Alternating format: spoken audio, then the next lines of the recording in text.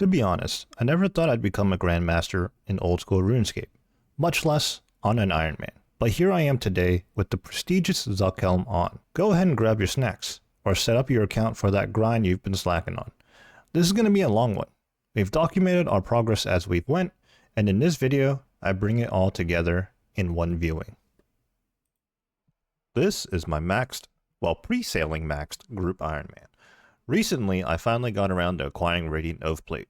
As for what's next, I figured I'm going to carry this momentum of intense PVMing to start the road to Grandmaster.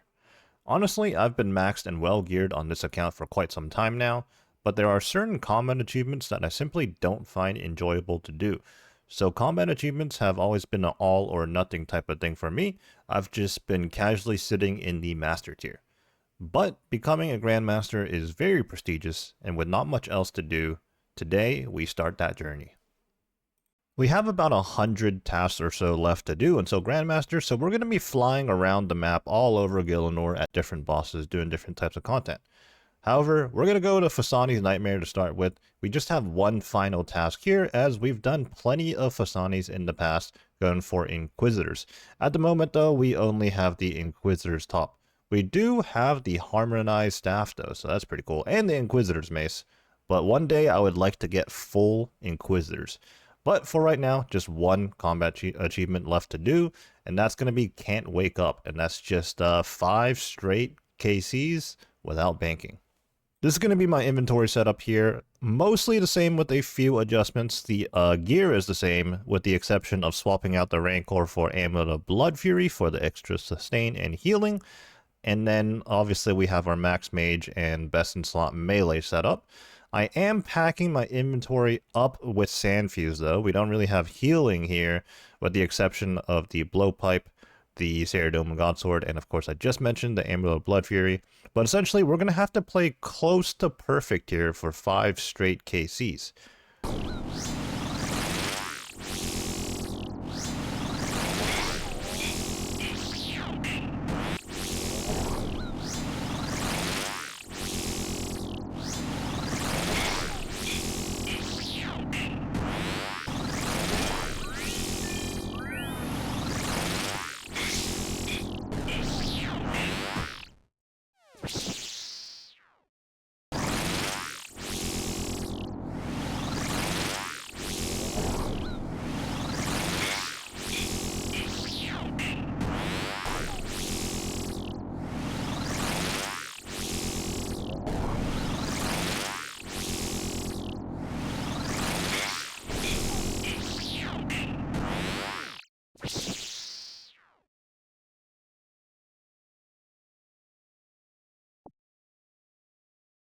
Even with the Phasani's Nightmare changes shortening up the fight overall with one less phase, doing 5 KCs in one trip still took a good 35 minutes.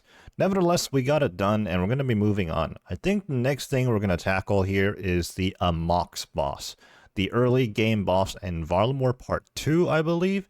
And again, this is one of those bosses where I just have one combat achievement remaining, that being the speed time actually, which is a sub 30. Pretty crazy for that boss, but if we have a scythe and the max gear like we do, it shouldn't be too big of an issue.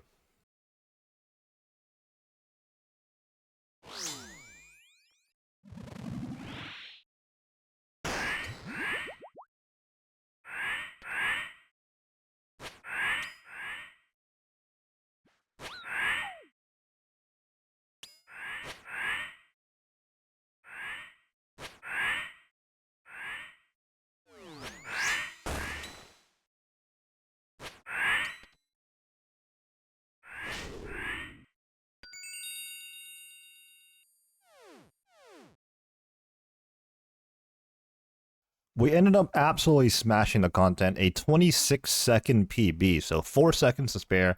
Obviously, that wasn't just my first try, though. It did take a fair few attempts, but nothing too crazy.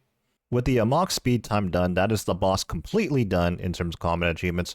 So in just 2 tasks, we finished Phasani's and we finished Amoxiatel. So we're making good progress.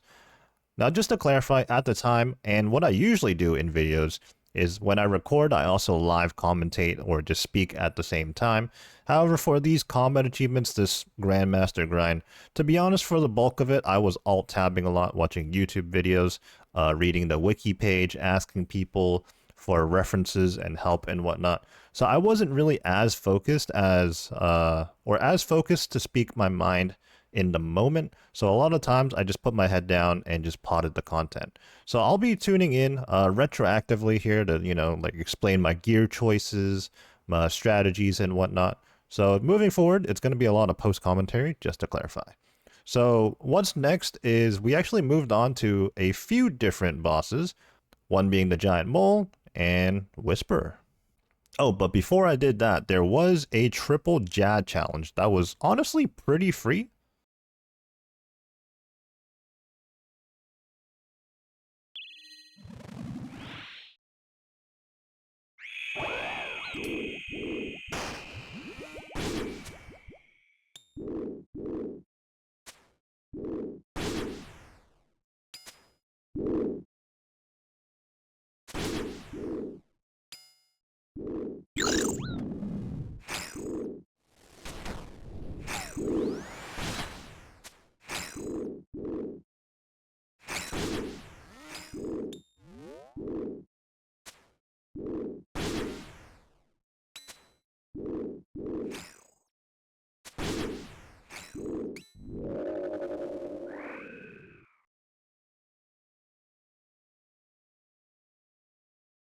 Looking back at that clip, honestly, I made a fair few mistakes in it, but nonetheless, we got the CA done. For one thing, our ZCB was on long range, so 6-tick, and honestly, running through Jad right there looked kind of sketchy to me, but hey, you know what? We got it done. One and done in that moment. After that, we moved on to Whisper. Now, let me just showcase the gear I had for Whisper for this speed time, which is the last CA for Whisper. This is a running theme at a lot of the bosses. I had just one task left, or maybe one or two tasks left at certain bosses. Whisper, we had the speed time left, and it was last for good reason. The speed time used to be actually pretty difficult to achieve, probably a fair few bit of resetting, and you'd probably be on the Lunar Spellbook intentionally proccing Venge, but also summoning Thralls, so spellbook swapping. And obviously, you needed Max Mage with the Imbued Heart. Now back then, Confliction Gauntlets and Vernic Treads didn't exist, so it was just the Tormented Bracelet and the Eternal Boots, which actually, I didn't have the Eternal Boots for the longest time either, so yeah, I wasn't really planning on getting that Whisper speedrun anytime soon. These days, with the power creep in the game, and I do have the Saturated Heart now, and let's not even forget the Xeric crossbow, so we just spec with that off rip, it made the speed time a little bit better.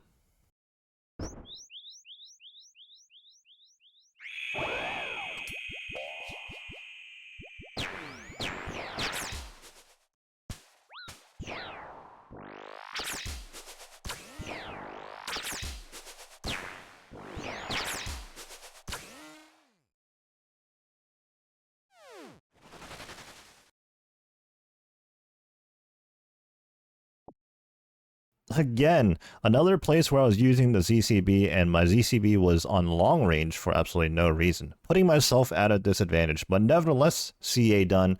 I did actually plank one time before that CA being done, if I recall correctly. But moving on, we went on over to the Giant Mole, as I mentioned before, and actually, upon editing right now, I realized I don't have a clip of it, unfortunately. But here is a screenshot of me doing the combat achievement. You can see in the inventory there, I have the Serpentine Helm and a Blowpipe. So yes, I did do the poison method, because poison hit splats don't seem to count against the CA. For the CA, it's fairly straightforward. There are two different ways you could go about it. You could simply actually do it the quote-unquote proper way, and actually just hope to hit big, and 4-shot mole. If not, you can use the poison method, as poison hit splats don't count against the CA, and then once it's low, you can just finish the boss off yourself. After those 3 combat achievements, we circled back to Nightmare. Not Fasani's, as we're done with that in terms of CAs, but we did have to do regular Nightmare. I didn't have any teammates around available at the time, so I just focused on the ones that I could do solo.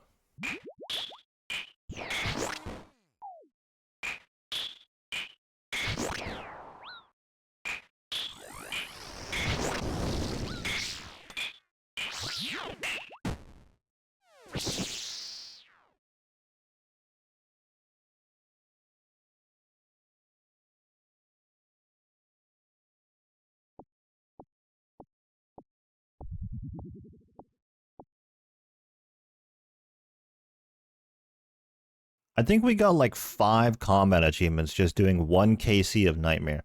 We got all 3 tiers of the speed times all the way up to Grandmaster. I think we got another combat achievement which is simply just for 1 KC, and then maybe 1 or 2 other ones which are kind of just miscellaneous stuff you would pick up along the way. Now I did have to go out of my way to pick up the Explosion combat achievement, which is to deal with both Husk at the same time, I believe.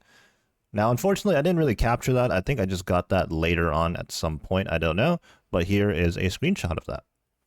After that quick trip to Nightmare, well, solo Nightmare is never quick, but after that trip to Nightmare, we circled back over to the Jad challenges, as I mentioned previously. We still had probably about half of them, maybe slightly under half of them to do at this point in time. We had all the freebies out the way, but then it was time to tackle the 5 Jad challenge, the 6 Jad challenge, and then the infamous, it wasn't a fluke, back-to-back without dying, 5 Jad into 6 Jad. So completing 5 Jad challenge in itself is not a combat achievement. The specific combat achievement is a speed CA. But obviously we need to get 5 Jads done nonetheless in order to make it to 6, in order to unlock them.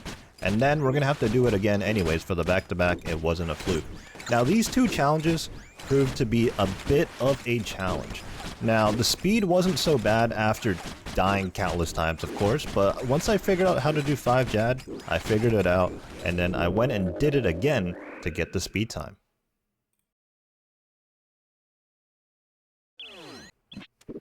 Having done the 5 Jad speed CA, naturally we moved on to tackling 6 Jads, and I think everyone else will tell you, by everyone else I mean everyone that has also been through this experience and done these CAs, is that 6 Jads actually is easier than 5 Jads.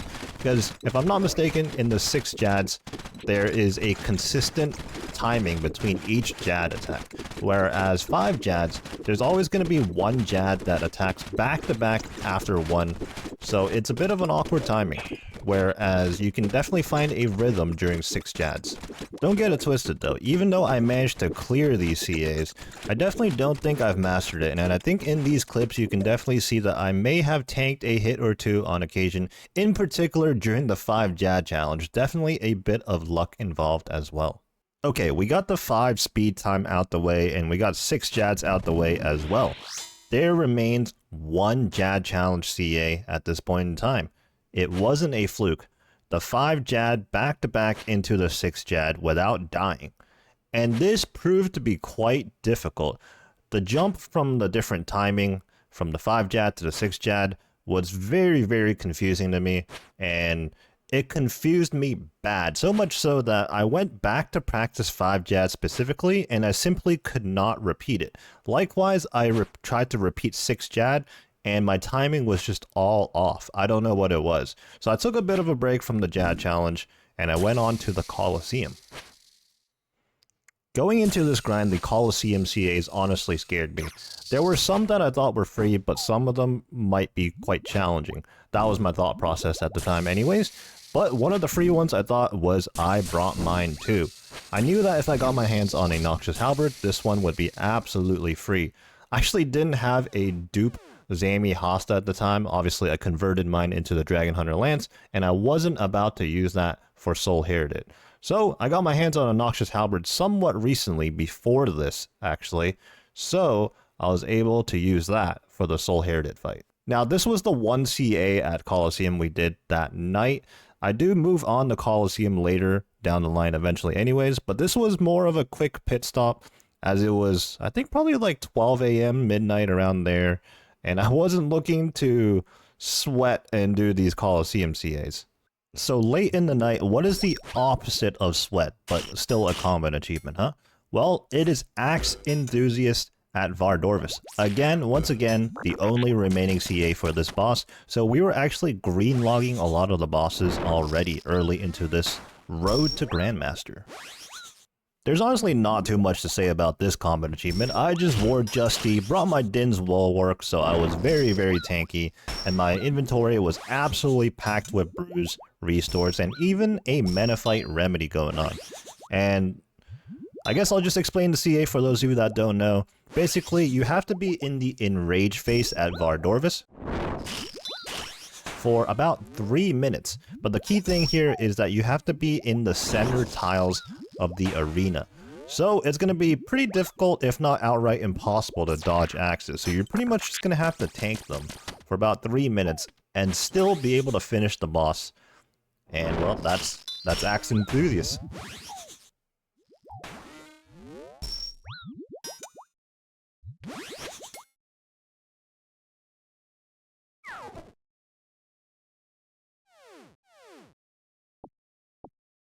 With the completion of Axe Enthusiast, honestly, at this point in time, I should have went to bed, but instead I opted to try Vorkath Speedrunner.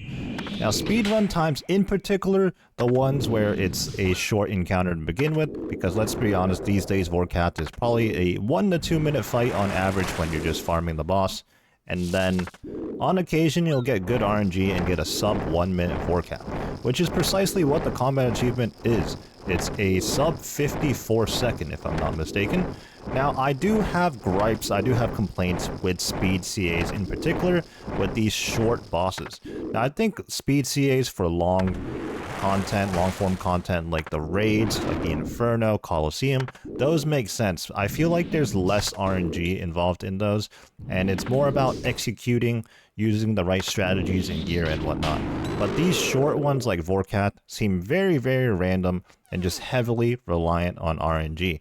So actually this was a mistake potting late in the night, but I really wanted to get it done. I tried various methods, and ultimately I decided on landing a BGS spec and a ZCB spec using a surge pod. So that was 125 spec right there. So with Vorkath Speedrunner out the way after resetting a billion times, I went off to bed, and the next day I tried my hand at It Wasn't a Fluke again. And you know what? Sometimes all you need is some rest, some sleep, and the next day, well, you're just playing a whole lot better.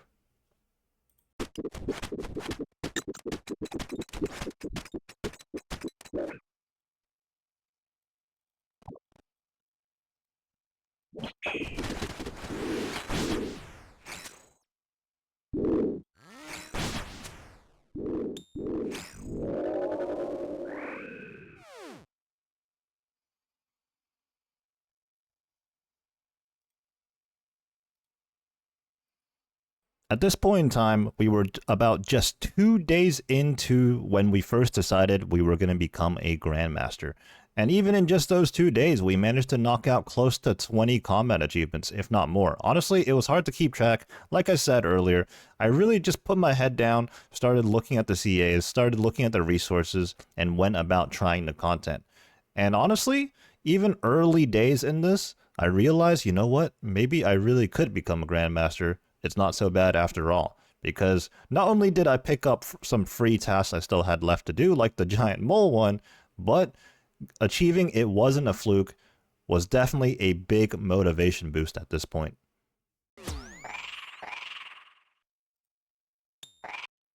We set our sights on achieving Grandmaster when we had about 100 combat tasks left, give or take.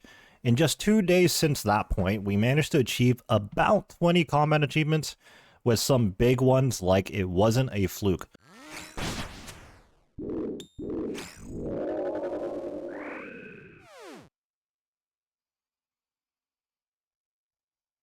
So getting that out of the way nice and early was a huge confidence boost, as I said in the previous video where we began our journey. If you haven't already, do check that out.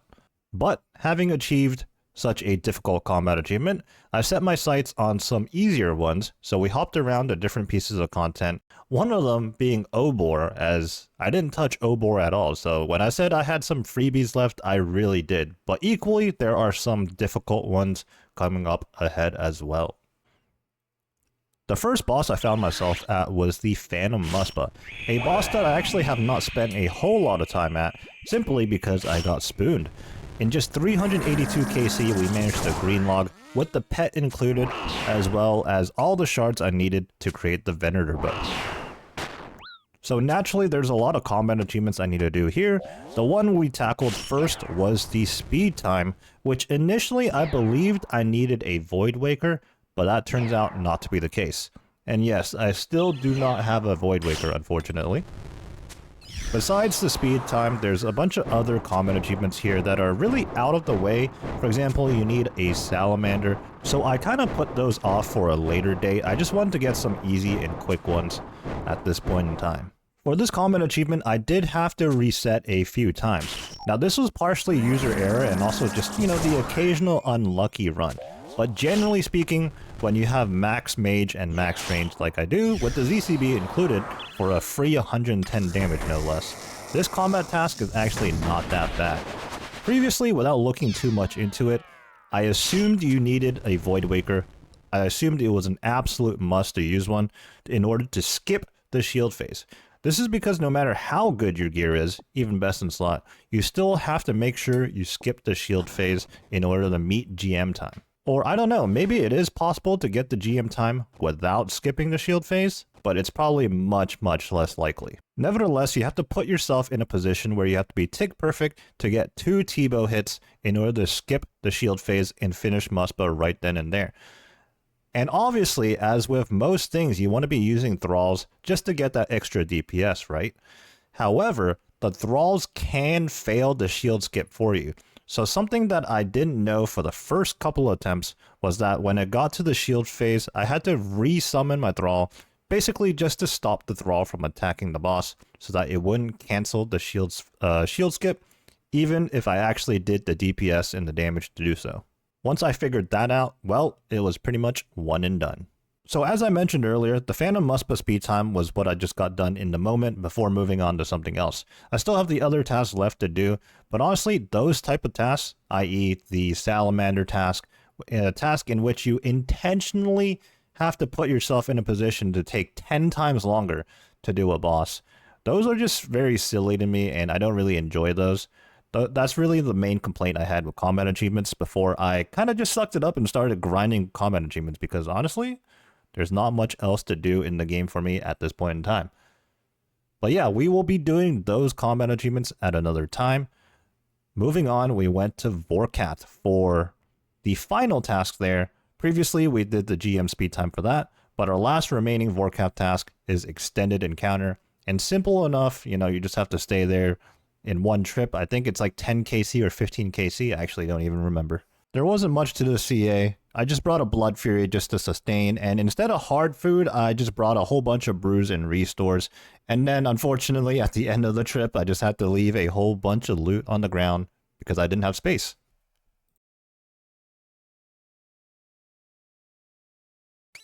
In keeping with the theme with dragons, we went from Vorkath to Hydra next. Wait, I don't know the facts to this. Hydra is a worm. Are worms considered dragons? I think so, right? I mean, in the game, you can use a Dragon Hunter Lance and it's Dragonbane for worms. Okay, but yeah, we went to Alchemical Hydra, and the last time I was at Hydra, I didn't have a Twisted Bow. I didn't have a whole lot of things. I was thoroughly in the mid-game as an Iron, or, whatever era you might want to call that, but I definitely did not have the gear that I do have now. So I was farming Alchemical Hydra with a Bofa setup, Crystal Bofa setup. So it turns out I didn't even have the Master time here, much less the GM time. Going for the GM time, not an issue whatsoever. I have the DCB, free 110 damage on the boss, and then also Twisted Bow with Dragon Arrows, using Thralls and Venge. Not much else to it, really. Having done the speed times, we weren't actually done with Hydra just yet. We had one final combat achievement left to do here, and you may have guessed it, it is No Pressure. One of the infamous combat achievements in the game, although this one is nowhere near as crazy as some other combat achievements, but this one is scary, I guess mostly for hardcores, but for us, I mean, who cares? We're gonna be sitting low health, and if we plank, we plank. We'll just reset and try again. But the caveat here for us is that we don't have full Darox, so the fight might take a little bit longer than expected. But I did some DPS calcs, and it turns out me wearing Oath Plate is actually pretty good with the Darok Axe. So that is the setup I used. And then I just had Guthix Rest and a Locator Orb in my inventory to manage my HP. I also utilized the Rapid Heal flicking to reset my HP so it wouldn't go over 10 at any point in time. And I'm gonna be honest, because I'm not a hardcore, I didn't really have to worry about the entry. I just, you know, ran in, prayed mage because I had better range defense, and just hopefully tanked it, you know? There were a few runs where I just planked 2 seconds entering the room, but it is what it is.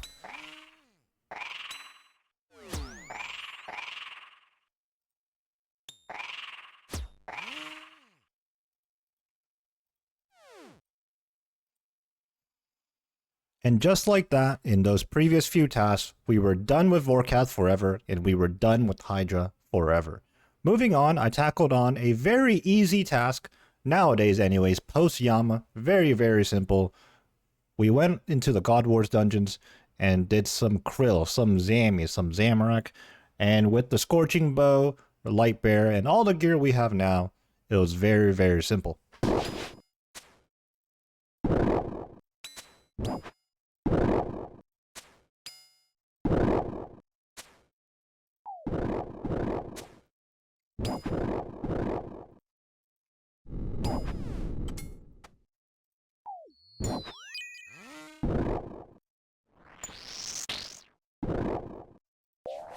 Okay, the 20 KC in one private instance trip was fairly simple with the Scobo and Light Bear, made it very trivial. However, the other task remaining left at Krill for me to do was a little bit more difficult mechanically anyways, as I had to take no damage from the minions.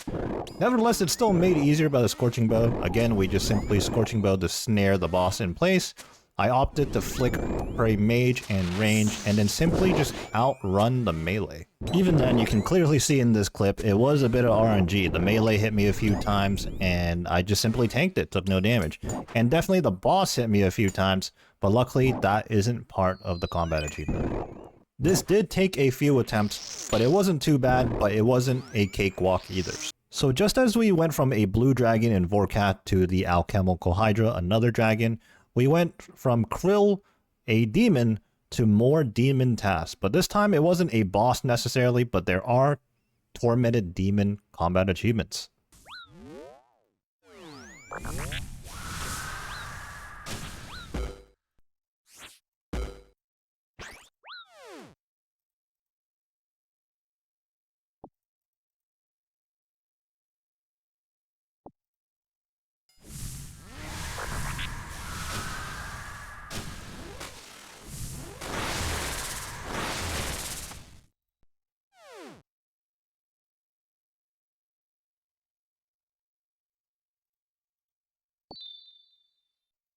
So there we have it.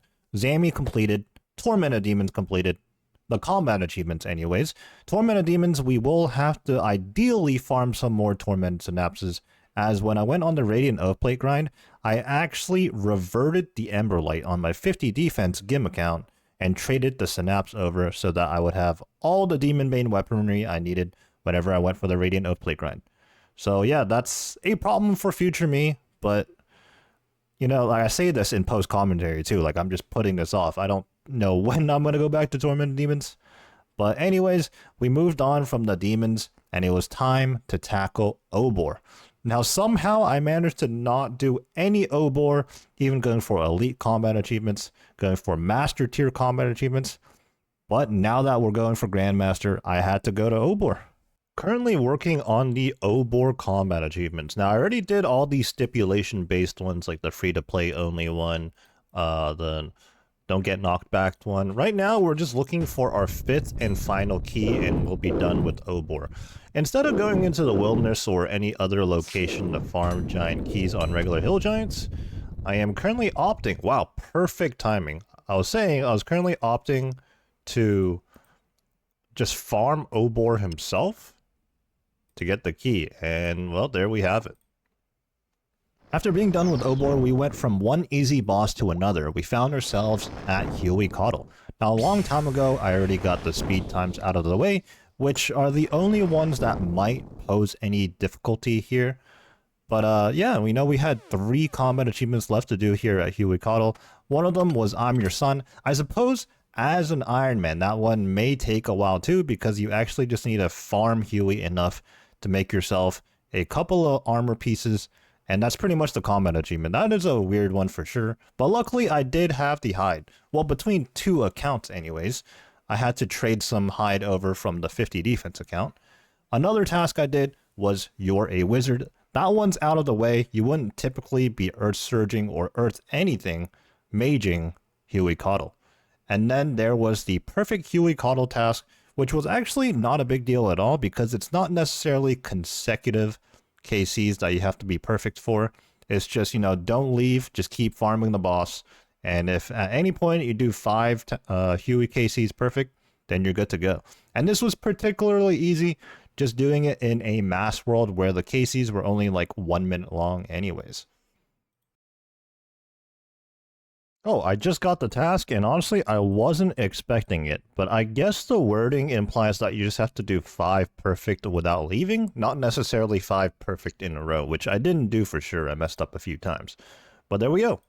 Huey combat achievements are now complete. So doing Obor and Huey, it was honestly a bit of a break for me. Those were just some nice and easy combat achievements to do. After that, we decided to kind of get some of the stuff that I was dreading out of the way. That being any God Wars related bosses and common achievements there, as well as the Muspah CAs. So I went ahead to Kriara, I went ahead to Sarah, and back to Muspah to do those silly salamander tasks.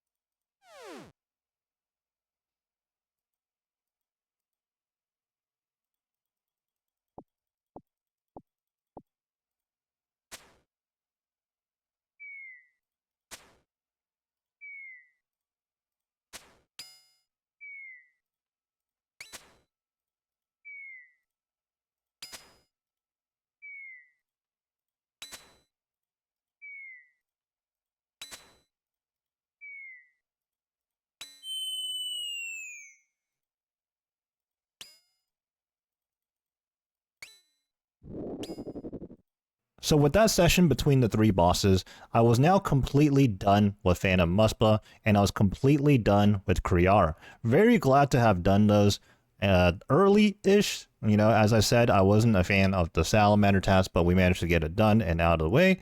But there was still one Commander Zilyana task to do, and that one was the 50 KC trip. It's not in particular difficult, especially nowadays with the resources available, like the prayer regeneration potions. But either way, you're going to be locked in there for just about 2 hours, really. So I was kind of procrastinating that one. Besides that, we still had a few Bandos related combat achievements to do, as well as one incredibly troll next task that we'll get to at a later time. With the power of post-commentary looking back on the grind, I could see that this was actually a pretty significant moment right here when I just got done with these God Wars CAs, with some still remaining to do, like I said, but All the remaining tasks range from the Doom of Mocha to the Coliseum to the Inferno, Hard Mode Top, and TOA. All difficult tasks or tasks that required having a team. So with that being said, I think this is a good stopping point for right now. In the next video, we're really going to kick it into gear into some difficult combat achievements. Okay, back to the team content again, and these next two CAs might just be the most difficult in terms of just getting people to do the content with you, because this one is an 8-man TOA speed time. When I finally put my mind towards going for Grandmaster, we had about 100 tasks left to do, and in just 3 to 4 days, we chipped away at it and did over 40 combat achievements, leaving us with just 57 combat achievements to go. Nevertheless, we start with some solo content here at the Doom of Mocha. On this account, I did my entire grind before the release of combat achievements. So naturally, when they did come out, all I had to do was open up the combat achievements tab, and I think I had 3 or 4 of the achievements filled. But there are a lot of combat achievements here at Doom of Mocha, I think 15 in fact, so there was a lot to do. The first combat achievement I picked up on my return was incredibly free, just at any delve level really. As long as you melee punish finish the boss, that is the Exposed Doom combat achievement. After picking up the Exposed Doom combat achievement, the next one up was Grub Patrol. All this one is to not let any grubs leak through from delves 1 through 8. Now this is going to be the theme for most of the delve combat achievements. You just simply have to do a certain task from delve 1 through 8. I did fail it on my first run through, but I picked it up on the second run through, so not too big of a deal. It's honestly not too difficult of a task. It's probably one of the easier ones here at Doom. It's just you can fail it sometimes just due to unfortunate circumstances, but more times than not, this is pretty free. In the same run that we picked up Grub Patrol, we moved on to Delve level 9 and picked up Mochiatal Drift. Okay, I probably butchered that name, but that's why we just call it Mocha for short. Anyways, this combat achievement is to finish off the boss while it's still in its car phase. This one is simply a DPS check, and for me, I simply saved an extra ZCB spec just to use it during car phase to get more damage in. After completing these 3 combat achievements at Doom, I actually left the boss and came back at a later time to do the rest of the combat achievements. I really wasn't looking forward to Doom. There are certainly some combat achievements here that are just really out the way and you just know it's going to be a bad time, you know? So I was kind of procrastinating those ones, and instead I went to the Gauntlet, although I actually did not have a much better time at the Gauntlet. The reason being is that the only Gauntlet tasks I had remaining were the speed times, and regular Gauntlet speeds are actually harder than the Corrupted Gauntlet ones. There's just more RNG involved, and honestly, you just have to be a lot quicker, as strange as that sounds. The strategy for regular Gauntlet speeds is to actually make 0 armor. You just go for weaponry and maybe like 1 potion, a couple of pieces of food, and in you go to the boss fight. Now I actually did the Master speed time and the Grandmaster speed time separately. Unfortunately, on my first couple of attempts, I was very much struggling, and I only managed to get myself the Master time. Sometime later though, and I do mean quite some time later, it had a lot of resetting involved, but eventually I got the hang of it and knew what I was looking for in the prep phase, and I managed to secure the Grandmaster time as well. And then came time to pot some Tombs of a Masket TOA combat achievements, and very fortunately, I had someone that was very experienced, a Grandmaster himself, help me throughout the combat achievements.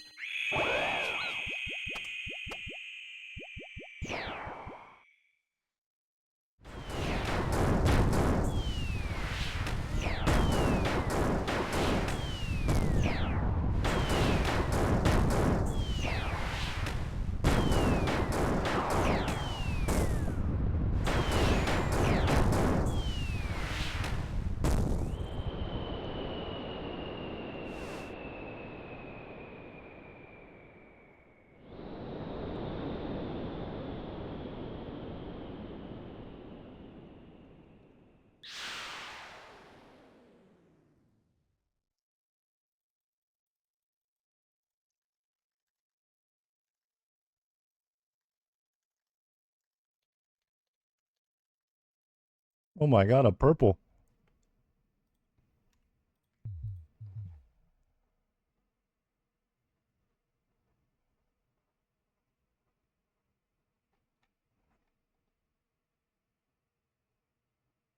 Elidinus Ward. I didn't get all the TOA achievements out the way in this session, but in my opinion, the Akka ones are the most difficult ones of the TOA combat tasks. There were 3 different Akka related combat tasks that I had left to do. Well, I guess 2 of them went hand in hand. For example, we completed Perfection of Het, which is the puzzle room, the light mirror puzzle room, and Perfect Akka together, obviously. And then afterwards, we did I Can't Do It, which makes me sound British, and it's a pun, so I guess they did that on purpose, actually. So, yeah, those were the 3 Akka-related combat achievements. And after that, we were off on our own again for a little bit. But there were still more combat tasks to do at TOA, let's not forget that. But I actually needed a bigger scale team for those.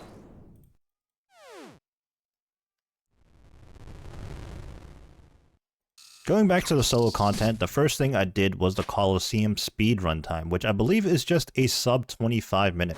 Now, when you have the gear like I do, of plate and sight, I think it's honestly pretty free, but Coliseum was never my strong suit and probably still isn't. I'm not very well versed with it, to be honest, but nevertheless, I got the speedrun time done. And with the rest of the Coliseum combat achievements, honestly, I did them very sporadically. I wanted to do other combat achievements that I thought I had a better chance at, and I was just taking the Coliseum grind very slowly. As I said, I was not very comfortable with the Coliseum. The predecessor to the Coliseum is, of course, the Inferno. Now, at this point in time, I was at 4KC Inferno on the account, so one more and I would have got the Inferno Grandmaster common achievement, which is just for 5KC. And then, to my shock and surprise, it turns out I did not have the No Luck Required combat achievement on this account. Now, I do have it on my main account, and I even have it on my 50 defense account. But somehow, someway, 4 Zuck KCs on this account, and I don't have the No Luck Required common achievement. Now, for context, for those of you that don't know, why this is so jarring is because No Luck Required implies that you don't take any damage from Jad or Zuck itself at the wave 69, the final wave. Basically, if you tank a hit, especially a Zuck hit, you know, you're as good as dead. You should be anyways. So that's why the combat task is named No Luck Required. And that's why it's so surprising that I don't have it on this account. Now, even though I made my way to the Inferno, these 2 combat achievements were the only ones I got done before moving on to other pieces of content. It's been quite a big gap between my last couple of Inferno KCs and this one, so I really wanted to just take this opportunity as a test run, see if I remember how to do the content well enough. And these 2 combat achievements, I mean, well, it's simply to get KC and don't make a fatal mistake, right? So there was really nothing to it, and it was good to get back into the Inferno so that later down the line, when I come back for the remaining tasks, I would be a little bit more comfy, and I wouldn't be trying to melee Inferno or something without knowing what I was doing.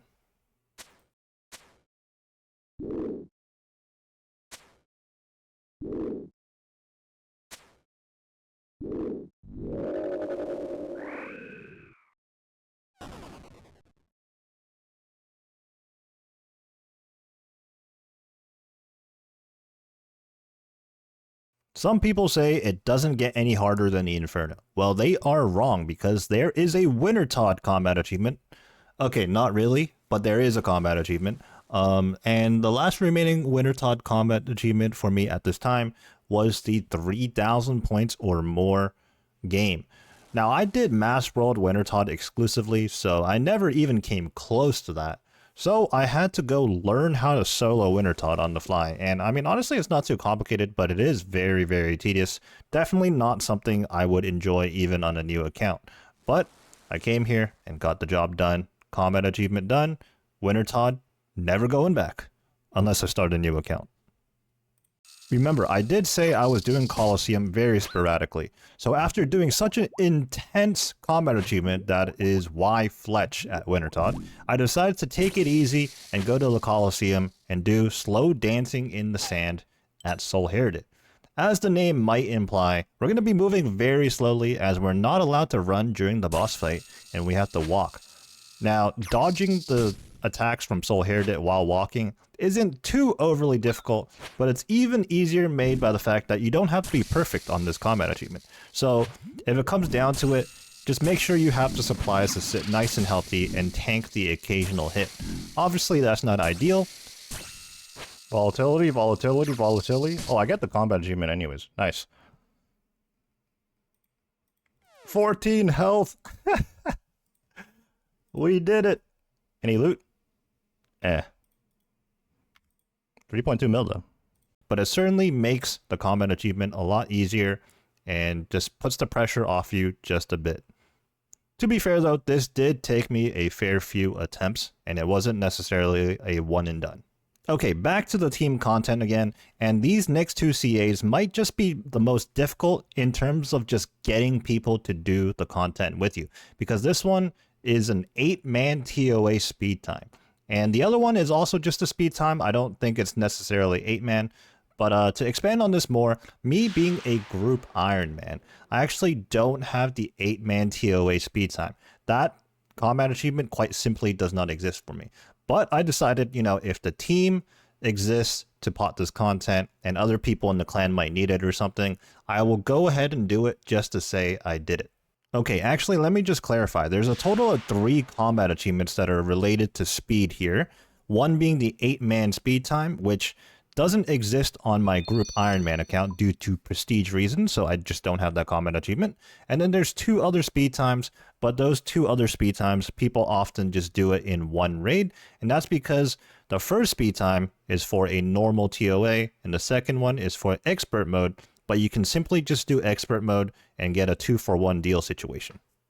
After getting those team TOA tasks done, took the opportunity while people were online to go move on over to the team nightmare CAs. One of them is no prayer usage, and while you could technically flick, the go-to safe strategy here is to just wear your tanky armor and, well, bring a whole bunch of brews, Menophyte remedy it up, and just face tank a nightmare.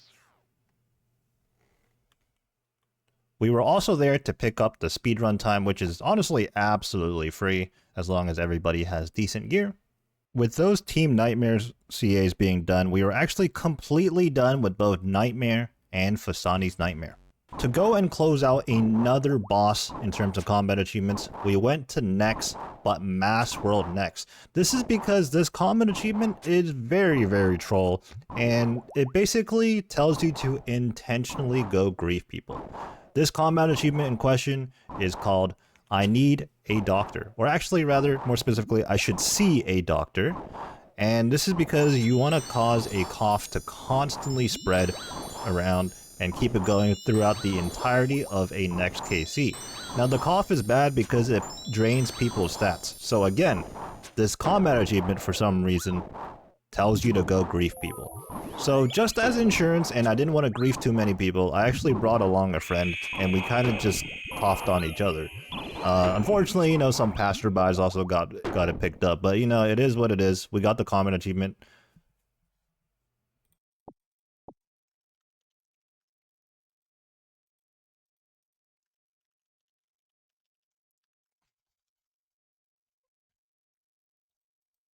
After knocking out some of those team CAs, it was time to return to solo content once again. More specifically, returning to the Coliseum to do some more combat achievements at Sol Heredit. The 2 combat tasks in question that we tackled were showboating and reinforcements. Now showboating is deceptively difficult, I would say. When you're reading the combat achievement task and what, you know, it tells you to do, you're like, okay, it doesn't sound that difficult. You just have to ford a salute emote, north, south, west, and east.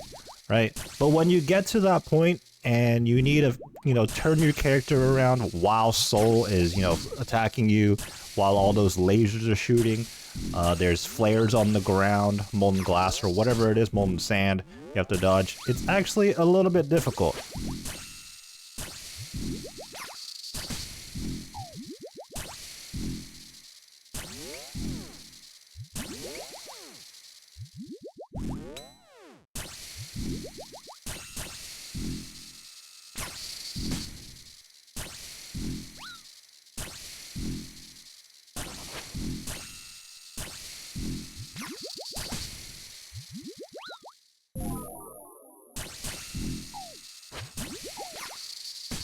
And you can see that while I did do the combat task, I actually doubled Death's Soul. So, you know, I'll never know what I would have got after beating Soul, but hey, got the combat achievement. And then moving on to the second task, reinforcements. Now people, from what I've heard anyways, people say this is a very, very difficult combat achievement. But to be honest, I didn't find it that difficult. This is the thing about the Grandmaster grind. A lot of combat achievements that I thought would be difficult turned out to be not so much, and vice versa. There were some that I thought were easy, and they ended up being quite difficult for me. Reinforcements was one that ended up being easier than I thought. In fact, most of the difficulty lied in the fact that I had to do multiple runs just to find the right modifiers to get to Sol Heredit, because I believe you need Solar Flare 2, you need Bees 2, and Quartet, and you're not always going to get those modifiers in your runs, so sometimes you just have to reset. Nothing you can do about it. All this to say though, I also double death while doing the reinforcements combat task. You know, honestly, it's tragic, but I'm just glad to get the combat achievement done. And for those that don't know, way back when I was going for my first ever Coliseum completion on my main account, well, that was also a double death, so I didn't end up getting a quiver on my first KC, so maybe it's poetic in a way. With those two CAs out the way, only one more remained at the Coliseum, that being Perfect Footwork. Now, in hindsight, I kind of regret leaving Perfect Footwork as the last Coliseum combat achievement, but it is what it is. It did take me a while to get, and ultimately I don't get it immediately after potting these two Coliseum CAs. I went on to go do other pieces of content before returning to the Coliseum. So temporarily moving away from the Coliseum, we made our way back into the God Wars dungeons, unfortunately. Now I say unfortunately because, you know, I'm not a big fan of God Wars in general, much less going in there for combat achievements specifically. Now I understand it's just really old content, so it's out of date. It is what it is, so I'm not complaining too much. But anyways, we found ourselves at Bandos. I have over 2,200 KC, and that's because it took me just under that to get my first Bandos hilt for a Bandos Godsword. Anyways, the two combat achievements in question at Bandos was Keep Away and Defense Matters. These ones kind of go hand to hand. I forget which one's which, but basically there is a combat achievement where you have to take no damage from the minions while getting two back-to-back KCs, and the other one is to take no damage from minions and the boss. Now to set up the back-to-back KCs, I simply off-tick the minions, and I off-ticked throughout the downtime in between Grador respawning. So yeah, it was just minutes on end of constantly flicking once I had the off-tick set up. Now in terms of the no damage from the boss and minions, honestly that kind of just relied on RNG. I kept flicking the minions while wearing my Justiciar, and I would be meleeing the boss. And luckily I got both combat achievements at the same time.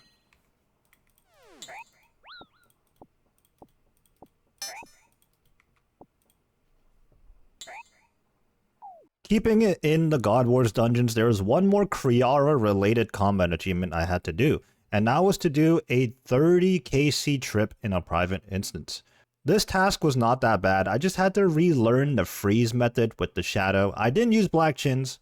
I opted to use the shadow as that was what I was most comfortable with. Plus, I didn't want to burn up my black chins stack, and I wasn't planning on hunting more black chins at the time. Who knows how many I would have needed, right? I'm actually not too sure. Nevertheless, we got it done, and along the way, we were actually rewarded with a drop. Here we go, final Kree KC, if I can do math correctly, 30 KC trip. Final combat achievement here at Kriara. And then one more God Wars combat achievement to go, which is going to be the 50 KC at Commander Zilyana, or Sarah. We were doing a little bit of trolling here at Kree in the beginning, but we've since figured out the strategy. And it's been smooth sailing from there. Got our trusty Din's Bulwark as well. In the step under method. Shadow and max gear just absolutely nukes. And you know what? We're gonna kill the minions for good measure here, but there's the combat achievement. We are done with Kree, and that also puts us at 30 tasks remaining.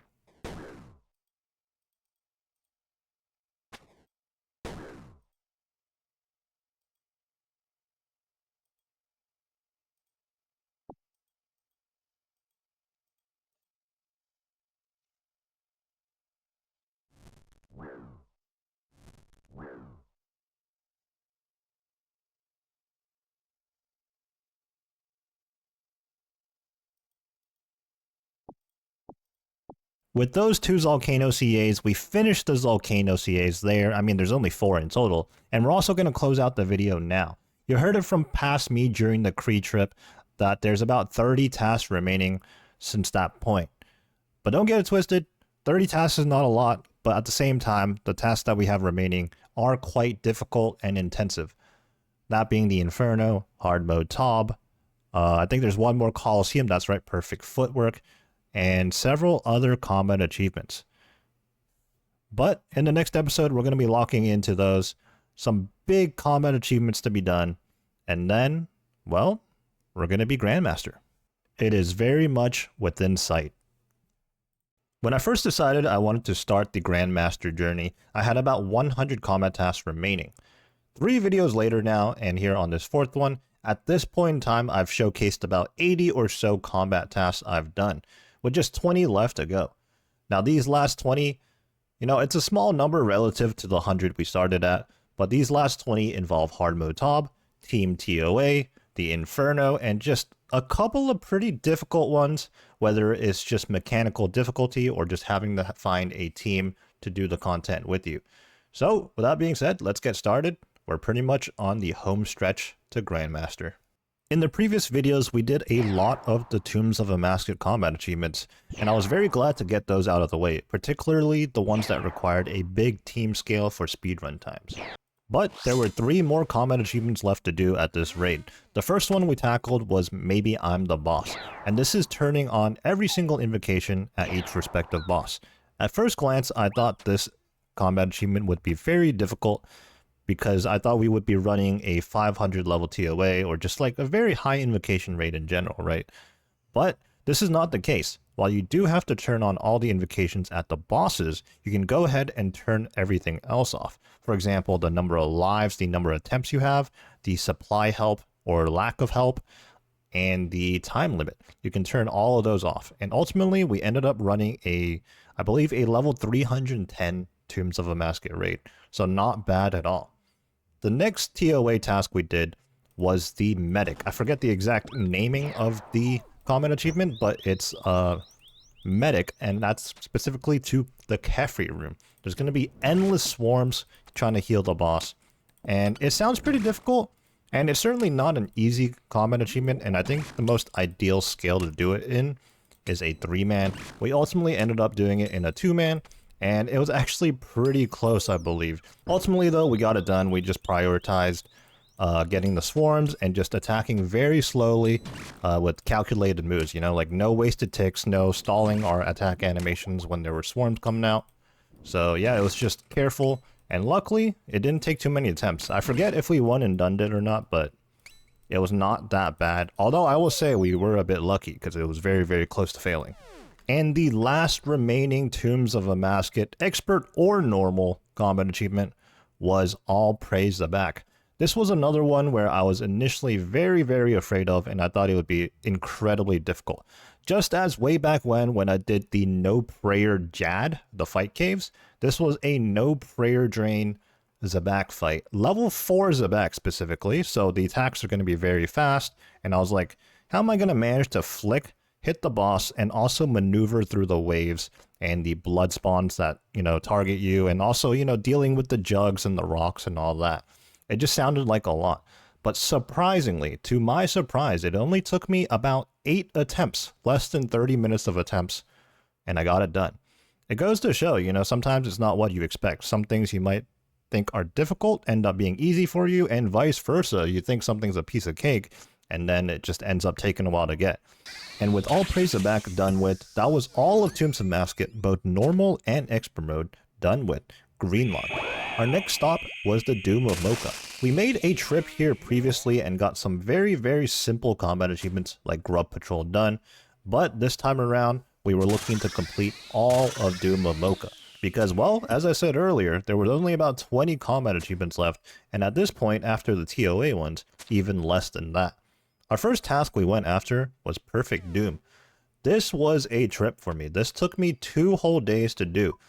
But ironically enough, on my main account, my normal account, I got this task absolutely for free without even actively going for it. So I don't know why, maybe a bit of RNG, a bit of luck, and a little bit of tilt perhaps of just sending and sending and sending on the first day. It took us a little bit to get Perfect Doom done. However, once we got Perfect Doom out the way, the Praying Mantis was next, and that's simply not to use any prayer regeneration, and that includes the Melee Punish Holy Water Restoration. That fails your combat achievement as well. This one was no problem. We pretty much one and done it, I'm pretty sure.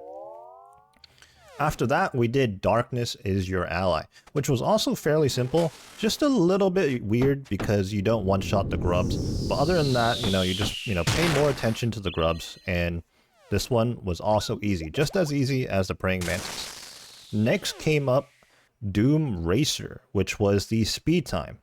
When the combat achievements for Doom first came out, I was like, this time is absolutely crazy. But then, obviously, there was the Phoenix necklaces, the intentionally skipping the shield, all those strategies. This was not a big deal with the gear that I had, that being the Twisted Bow, the Xeric crossbow, obviously access to the Surge potions, and double death charge. Not an issue here at all. The next combat achievement we tackled was It's Dark down here, which is getting to Delve level 16 and completing that, which I've actually never done before. I was never one to do deep delves when I was actively farming the boss. I think my previous PB was either a delve 12 or 13. But once I figured out the setup and just packed my inventory up with brews, this was not that bad at all. And in the very same run, I actually decided to continue for one more delve level because I needed this combat achievement, which was Mopping Up. And that's using the orb, the volatile earth at the end there, to purposely clean up those acid tiles that fill up the room. I believe you needed to cover about 7 or 8 tiles, and obviously when I was deep delving, there was a lot of acid on the ground, and that was the perfect opportunity to do so on delve level 17. And just as I did a 2-for-1 in the previous run, getting 2 combat achievements in one run, the last 2 combat achievements at the Doom of Mocha I did together as well. Duel of Mocha and Mine's Better. Mine's Better is basically just always equipping a shield, and Duel of Mocha is melee only Mocha. So what I ended up doing was wearing full oath plate with the Emberlight and equipping a crystal shield. And a drop of Vernic Treads. Oh my.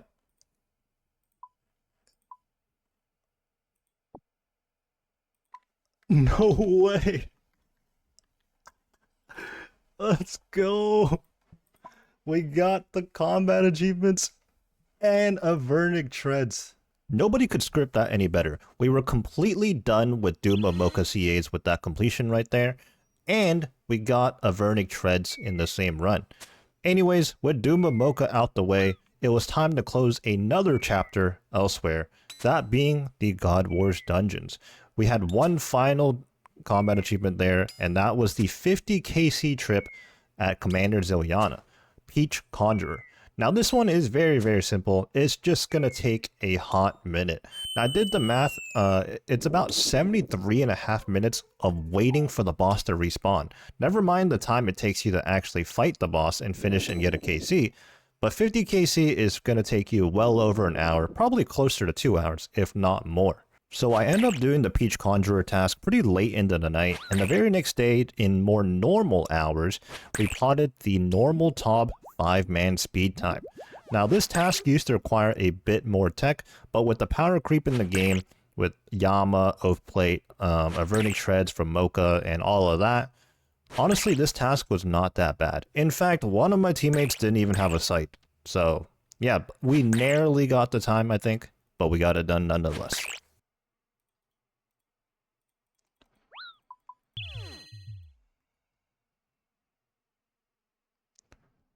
By 1 second. By 1 second. After that, I was off on my own again with one final Coliseum combat achievement left to do, that being Perfect Footwork. Shield 1. Spear 1. Shield 1. Spear 1.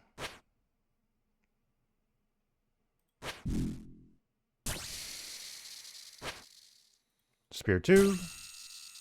Spear 2, Spear 2. Shield 1.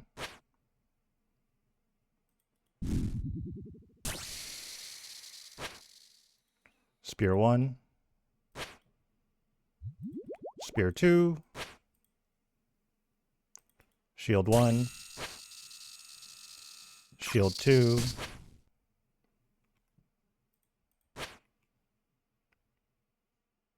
Shield 1. Shield 2. Spear 1. It's going to be Spear 2. Spear 2. Shield 1. Spear 1. Shield 1. Shield 2. Spear 1. Spear 1. Spear 2. Shield 1. Shield 2.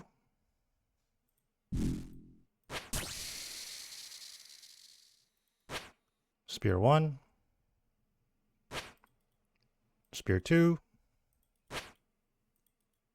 Shield 1. Spear 1.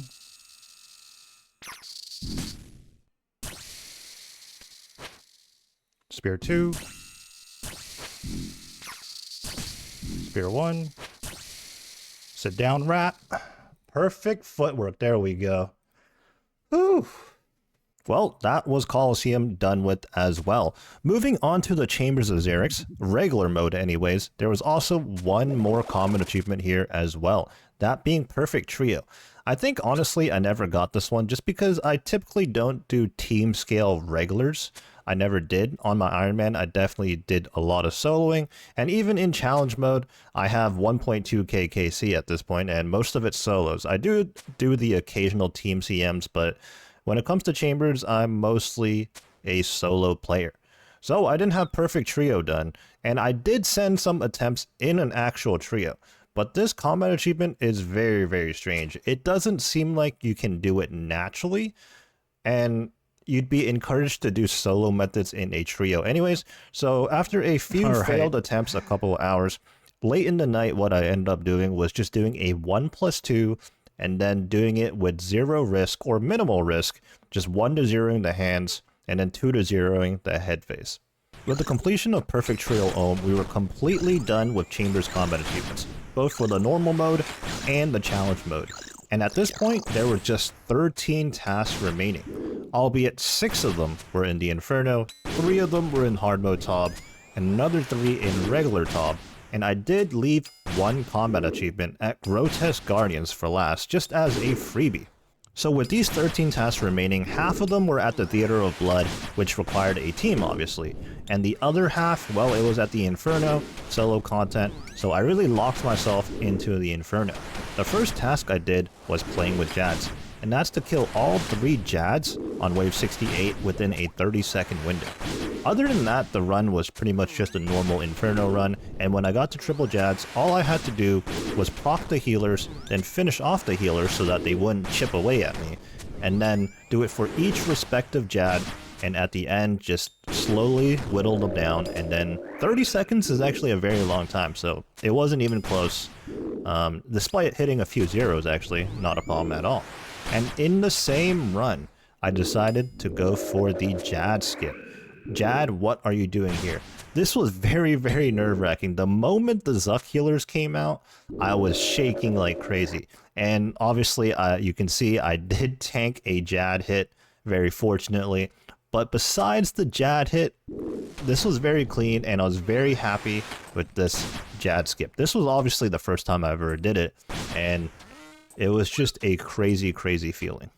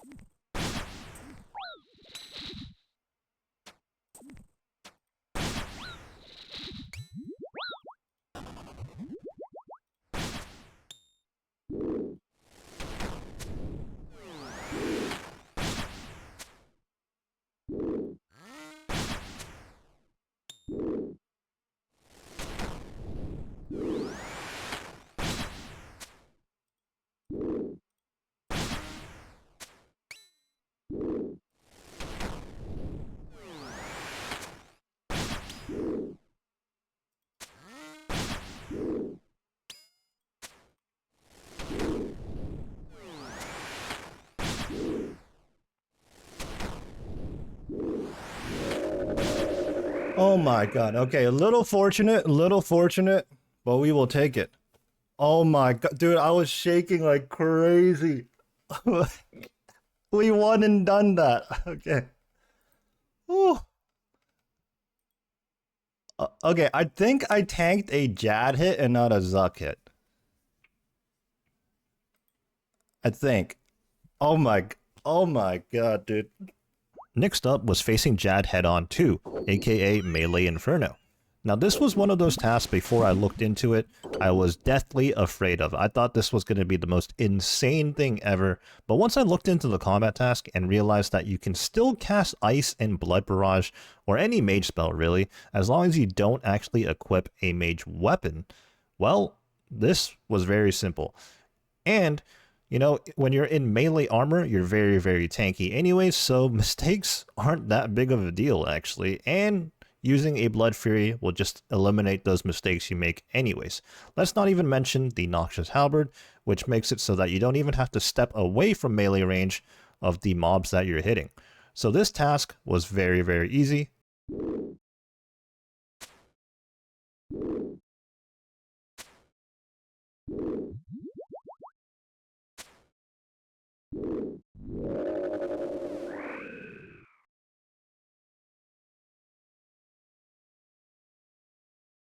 The next Inferno combat task that we got done was the floor is lava. What that means is that we don't allow the meleeer to dig at any point in time. This is actually a very simple combat task that I should have got done earlier, and I did try to go do it passively while I was going for the other combat achievements, but unfortunately something always happened. Whether it was just a mental lapse forgetting that a melee was even spawned, or just, I don't know, just messing up, sometimes being put in bad positions, and not wanting to risk my run to stop the melee from digging. It is what it is, I failed it a couple of times, but then I actively went for it and it wasn't so bad. Whew. Dude, the T-bone noodled so hard on that Zuck. I started brewing there because I was beginning to think there might be a second set.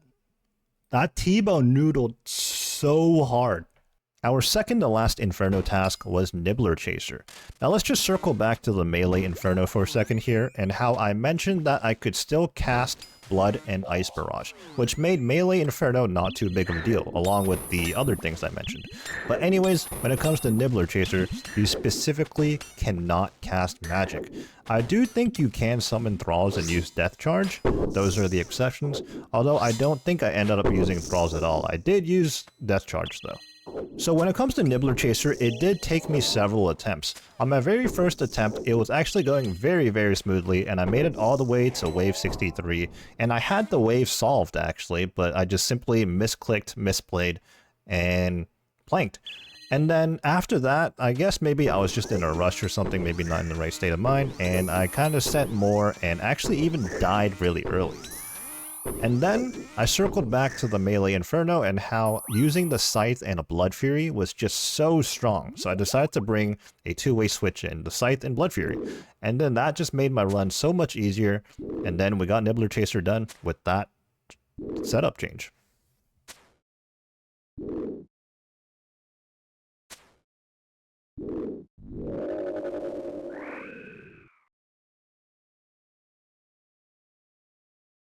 There was one more Inferno task remaining, but we took a break from it, and that was because we took the opportunity, and trust me, the opportunity for this does not come often, so you gotta take it when you can, to do Perfect Theater. Now I had Perfect Verzic to do as well, but obviously once you do Perfect Theater, you do Perfect Verzic, so it was a 2-for-1. Perfect Theater is probably one of the most notorious combat achievements in the game. When you ask somebody what is the most difficult combat achievement, I think more times than not they will answer that it's the Perfect Tob. Well, Perfect Tob is not necessarily the most mechanically difficult combat achievement. There's definitely other ones that are a lot more intensive or difficult in that aspect, but it is a combination of mechanics and mental. This is because not only do you personally have to play perfect for an entire raid, but so do your teammates at the same time. Now, In my experience throughout like this the pillars Grandmaster are grind, invincible. this is one of the most difficult things, not just in Perfect Theater, but pretty much in any task, any perfect task that requires teammates. Because inevitably, someone's going to mess up sometimes, you know? It is what it is. Whether it's you, or a teammate, or even the third teammate, whatever, right? However many people there are. In fact, the more people you have, the less of a chance you're going to get that perfectly aligned run. It is what it is. It's very frustrating in this regard, and honestly, people in the game have a hard time finding a team to just do a normal raid, much less to do this type of combat achievement. So it's definitely very, very difficult, but I was very fortunate to have clanmates to do it with. My first few attempts at Perfect Theater were actually really, really bad. The nerves got to me really badly, as in I failed probably 5 seconds into entering the raid. And these attempts were actually pretty early on in the Grandmaster grind. Prior to the Inferno, the Doom of Mocha, all of that. It was very early on. I did send a few attempts, but they didn't get very far. And as I said before, it's very hard to find a team to do Perfect Theater. And as I got closer and closer to the Grandmaster, at this point, probably like 6 tasks remaining, if that. Luckily, my clanmates knew I was very close, and they were very willing to help. So we sent Perfect Theater, and as I said, Perfect Verzik goes hand in hand with it. On this final run, I was actually very confident in a raid, especially all the way up until Verzik. But naturally, when I got tank at Verzik, and I knew it was on me pretty much to, you know, not let a melee leak out, the nerves started building up. So much so that I accidentally passed off the tank. I swear, you know, I didn't do it on purpose. I 100% meant to just hold on to the tank. But after yellows, Verzik switched aggro onto my teammate, which actually worked out anyways because they used their crystal halberd and did insane amount of damage. So I did tank Verzik for the bulk of it, and then my teammate tanked maybe like the last 10-15%. And then we got the combat achievement done. What a relief, honestly. Nice. Good luck. Congrats. Ooh. I also good luck.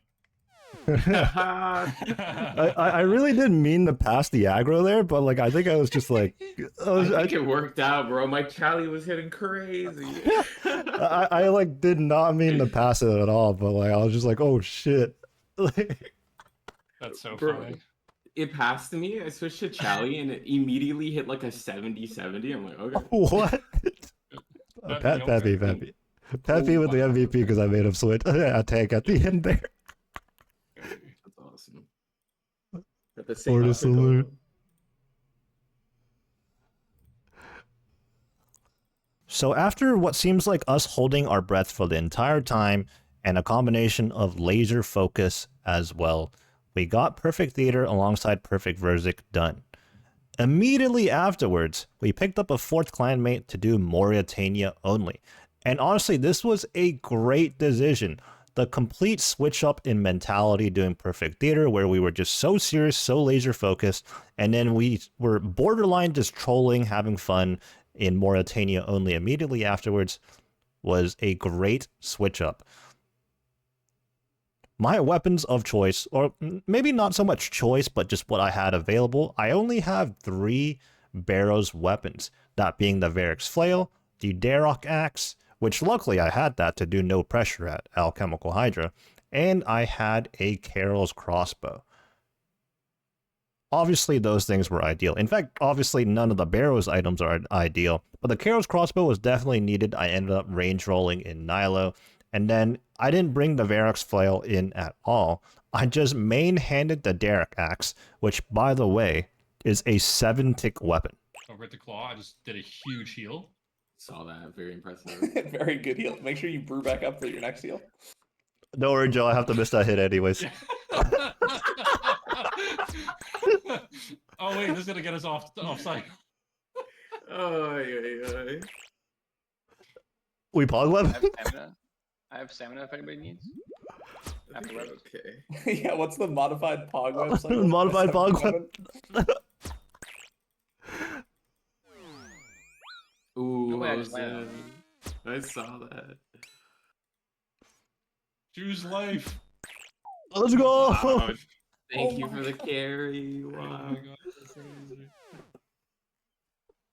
Let's There go. it is. Okay. It was back in my day. No. Oh, no sight, no sight. Oh. He got a 2-for-1. Safe to say I had so much fun potting Mauritania only, which I didn't expect, to be honest. I thought it was going to be painfully slow. I mean, it was slow, but it ended up being quite funny to do, you know? Anyways, I mentioned I had one final Inferno task to do, that being, it wasn't even close. This is the one where you have to keep your health above 50 at all times, with the only exception being during the Zuck healers, because I guess their reasoning is that the Zuck healers don't directly attack you, they're just AoE attacks, so during that instance it's okay to be below 50 health, but at every other situation, if you fail, or if you fall below 50 health, then you fail the combat achievement. Now this one doesn't sound that difficult either, to be honest, but it was definitely a mental thing. Again, this was one of the combat achievements that I tried to go for passively when I went for the other combat achievements, but I never managed to get it done. And then the more attempts I did on this, the more I began to wonder, do I really fall below 50 health this often? But then I thought about it, and I think it started becoming a mental thing for me. In solving the waves, I tried to solve them differently than I normally would, and that was actually messing me up. So what I ended up doing was pretending like it was a normal run, and not playing too safe, but obviously not entirely reckless either, and I was able to get the combat achievement. While I did try to do the run as if it was a normal run, there were two things I took note of. For one thing, I swapped out the Kodai wand for the Blood Ancient Scepter, allowing me to overheal past 99 health and up to 108, I believe. And even on some scary waves and whatnot, I decided to pre-brew to give myself extra health in order to tank any potential incoming damage, particularly on waves 63 and 62.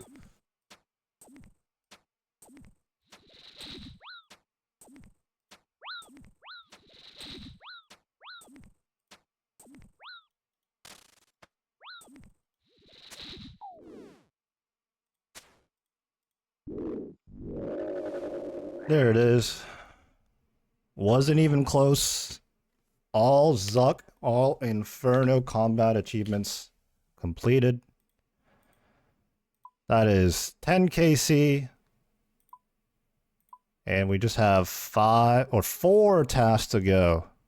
Well, you heard it from past me. After the completion of all Inferno tasks, there was only 4 tasks to go until Grandmaster. 3 of which are in hard mode top, being harder mode 1, harder mode 2, and Nilo Sniper. All 3 of these hard mode top tasks are actually very, very simple in concept, but as always, when you have to play perfect, and you have to play perfect within a team that plays perfect, well, that is just an added factor. And while my clanmates did try to help me pot these CAs, we weren't able to get them done. As with all CAs like this, as I mentioned, you know, inevitably someone's going to mess up, whether it's yourself or it's someone else, and it just never lined up with the clanmates for these 3 combat achievements, unfortunately. So what I ended up doing was joining the combat achievement Discord. There's nothing against the combat achievement Discord personally, but I really did want to do the combat achievements with the clanmates. These are the people I've been playing with day in and day out for so long now, so I thought it would have been cool to do it with them. But as I said, I was just 4 combat tasks away, and at that point, I just wanted Grandmaster so badly. So I started potting with, I guess technically random other people in the game that were also going for combat achievements, and luckily, I got those done. Harder mode 1, harder mode 2, Nilo Sniper.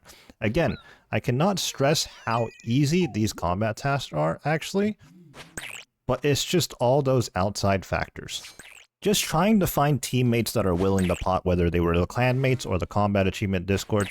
These last 3 hard mode top CAs took me 2 to 3 days, whereas every other day I was doing like 7 to 9 combat achievements in a day. So these 2 last days were very painful for me, because the way I do things, when I start going for it, I just keep sending and sending. Even if I don't necessarily get the combat achievement, I would rather be trying the content. But when it came to these 3 hard mode top CAs, a lot of the times I was just standing at the Theater of Blood Bank doing absolutely nothing. There's not too much to explain about harder mode 1, it's essentially just doing perfect soat. The only caveat is that you don't share the ball, you have to tick eat it. Luckily the team I was with, they were very good about purposely stalling and then pushing to skip the ball while it was thrown out. So that eliminated the need to tick eat for the first 2 phases. As for, well, we'll come back to hard mode 2 actually, I did that at the end. In the very same run we did hard mode 1 with the same team, we did Nilo Sniper. It honestly got kinda shaky as 2 people died, but ultimately we got the combat achievement. To be fair, I think the people that died didn't need the combat achievement anyways, so I guess it worked out for everybody. Circling back to harder mode 2, it is essentially perfect Zarpus, except during phase 1, we don't step on any exhumes. So the exhumes are going to strengthen up the boss all the way up. And then there are 2 methods that I know about to do Zarpus harder mode 2. One is the melee method, which personally I was not going to try. I did get kind of forced into trying it a few times, but I just knew I was not able to do that. I was very, very confident with this blowpipe method, and once I got a team, I mean, I didn't fail once, you know, it did take a few attempts, but I was not the one that failed it. I was very, very confident in this method, as I've actually already done this on my main account. In fact, all 3 of these harder mode CAs, I already did them before. It's just unfortunate that I had to do them again on the Ironman account this time around. But nevertheless, we got the job done, and I even played it extra safe post-Screech at Zarpus as to not swing on the boss, because at that point already, 3 of my teammates were hitting the boss off tick, so there were no issues there, and really, you know, like, I could stand there and not make a mistake, and everybody in the raid gets the CA, and everyone's happy, or I can just mess up with one simple click right then and there, and nobody gets the combat achievement.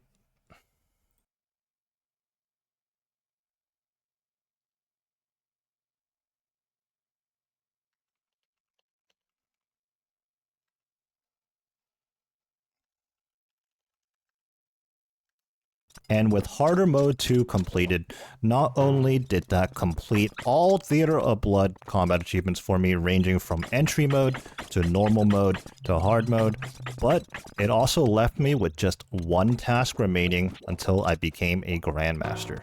And that final task was Till Dawn, a 20 KC trip at Grotesque Guardians in an instance without leaving. Not an issue at all, and I left this task on purpose as it was one of the easier tasks I had left out of the 100 or so, and I knew I could get it done without fail, right? And that way I could announce to everybody, hey, I'm about to get my combat achievement, I'm about to get my Grandmaster Zuck Helm at this time, come through to the Warriors Guild, you know, right? That was the original plan. But these last 3 of 4 combat achievements at hard mode top had me so down bad that when I finished hard mode 2, it was 5 in the morning. And at that point, you know, either A, I was actually going to go to bed, or 2, just send the Grotesque Guardians trip and become a Grandmaster. Luckily, there's a few Australians I know, and just some other people that were online at 5 AM, and I did the combat achievement, 20 KC trip. I did say it was free, but I was so cooked at that hour, so tired. I actually almost died 2 times during the Grotesque Guardians trip, as crazy as it sounds. But nevertheless, we got it done, and we are now officially a RuneScape Grandmaster.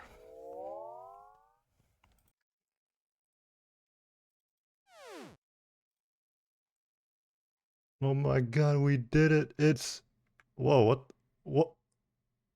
Detached camera? Hey, yo, wait, what? Wait. Wait. I just got Grandmaster.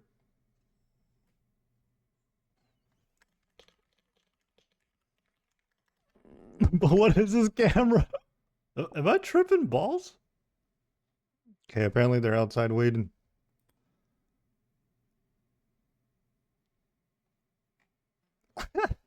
GM.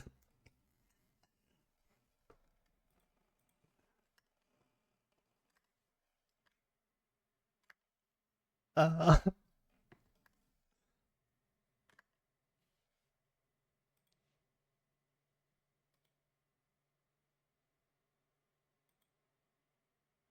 Rip my boy Gommel. I think I've completed a combat tier. You know, I really wish it wasn't actually 5:40 in the morning, but this is what it took to get Grandmaster. Oh my god, there it is. Gommel's hilt 6. Oh, the Verzik helmet. Can I just use it? What do you expect me to do with this? I like to customize my Slayer helmet. Of course, of course. Wait, disassemble? There we go.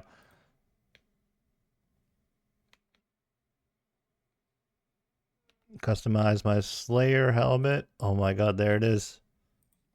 No way.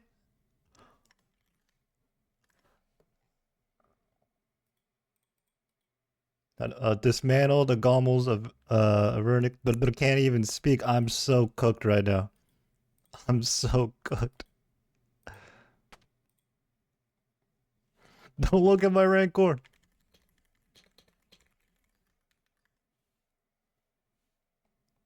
Oh my god, there it is. So, now what? You know, I really don't have too much to say right now. So, I think after like some rest and stuff, you know, I'll reflect on the grind and how we got here, but I don't think I can even like speak coherently right now in all honesty. Well, I'm now officially a Grandmaster. I guess this is as good of a time as any to reflect on the very early days of playing and how I got to where I am now. Like most others in the game, I played RuneScape at a very young age. For me back then, I was a free-to-play noob, and I spent my days killing hill giants in Edgeville Dungeon and chopping oak trees at West Varrock. Not even use, I did eventually get to that, but I do recall spending most of my time at the oak trees. And like most gamers, when EOC came around, I stopped playing. Some years later, I heard about Old School from friends, and by this point, Old School RuneScape had already been out for some years. If I had known about the existence of OSRS when it came out, I would have started right from the jump, but I was late to the party. I started out on a normal account, and with the availability of bonds, I became a member for the first time. I discovered magic trees, and I just fell in love with chopping those. I mean, being member for the first time, there was so much content to do, but for whatever reason, magic trees, you know? But I guess it makes sense since younger me loved chopping oak trees so much. I spent a good chunk of time doing that until eventually I made my way to doing Zulrah and Chambers of Xeric. I guess those two are the foundations of my PVM experience. I eventually played enough to max my account in October 2021, and even when I did max, my PVM experience was still very minimal. But I made it a goal of mine to get the Inferno cape at some point once I maxed. I don't think I immediately went to the Inferno when I maxed. I did mess around for a bit, and I finally dipped my toes into the challenge mode version of Chambers of Xeric at some point. Although I didn't end up doing much KC. And in August 2022, I finally got the Inferno cape. Once I achieved that, I started an Ironman because, well, I was maxed and I got an Inferno cape. At that point, there wasn't much else to do, honestly. So, started an Ironman, and I actually started on a solo hardcore at first. And that account is still alive to this day, but it's an inactive account and I never really progressed very far. A little bit later, Group Ironman came out and I made a team with some friends. But nobody had any real intentions of ever playing, as everybody had accounts of their own, right? And everybody played the game at varying levels and time. I played for about the first month or so on this Group Ironman account and returned back to playing my main account. But not too long later, I wanted to play Ironman again. And instead of picking up the pieces of that solo hardcore or starting a brand new Ironman account, I already had 99 firemaking on this GIM account. Well, that account is the same one we're on right now. This explains the whole solo GIM thing I have got going on these days. I do have another account I play on in the GIM team these days, but I'll get to that in a second. Playing Ironman and actually progressing the account into the mid-game and ultimately the endgame was the most fun experience ever. Instead of keeping to the few pieces of content I knew in the game, I expanded to pretty much do everything in the game that was offered, you know? And got myself the iconic bow from the Corrupted Gauntlet. My PVM experience grew because obviously I had to go out and get everything myself as an Ironman.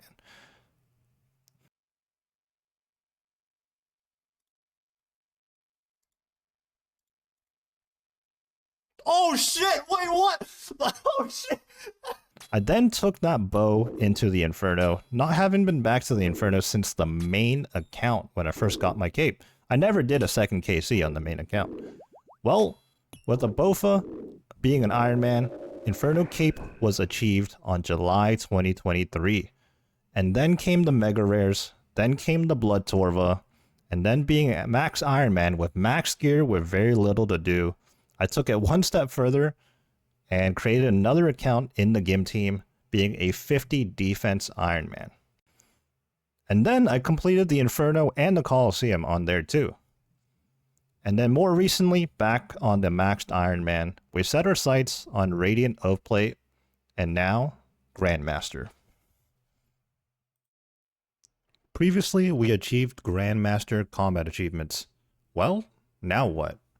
Well, I kind of just chilled out for the next couple of days immediately after I got Grandmaster, but now it's time to set a goal for ourselves, have something to work towards. That being the Amulet of Rancor S.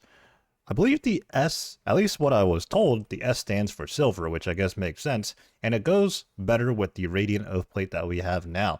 So that's going to be something we go for. If you didn't know, the Rancor is dropped by the Araxor boss, or more specifically, it drops the Araxite Fang, in which you can convert into the Amulet of Rancor with the Amulet of Torture.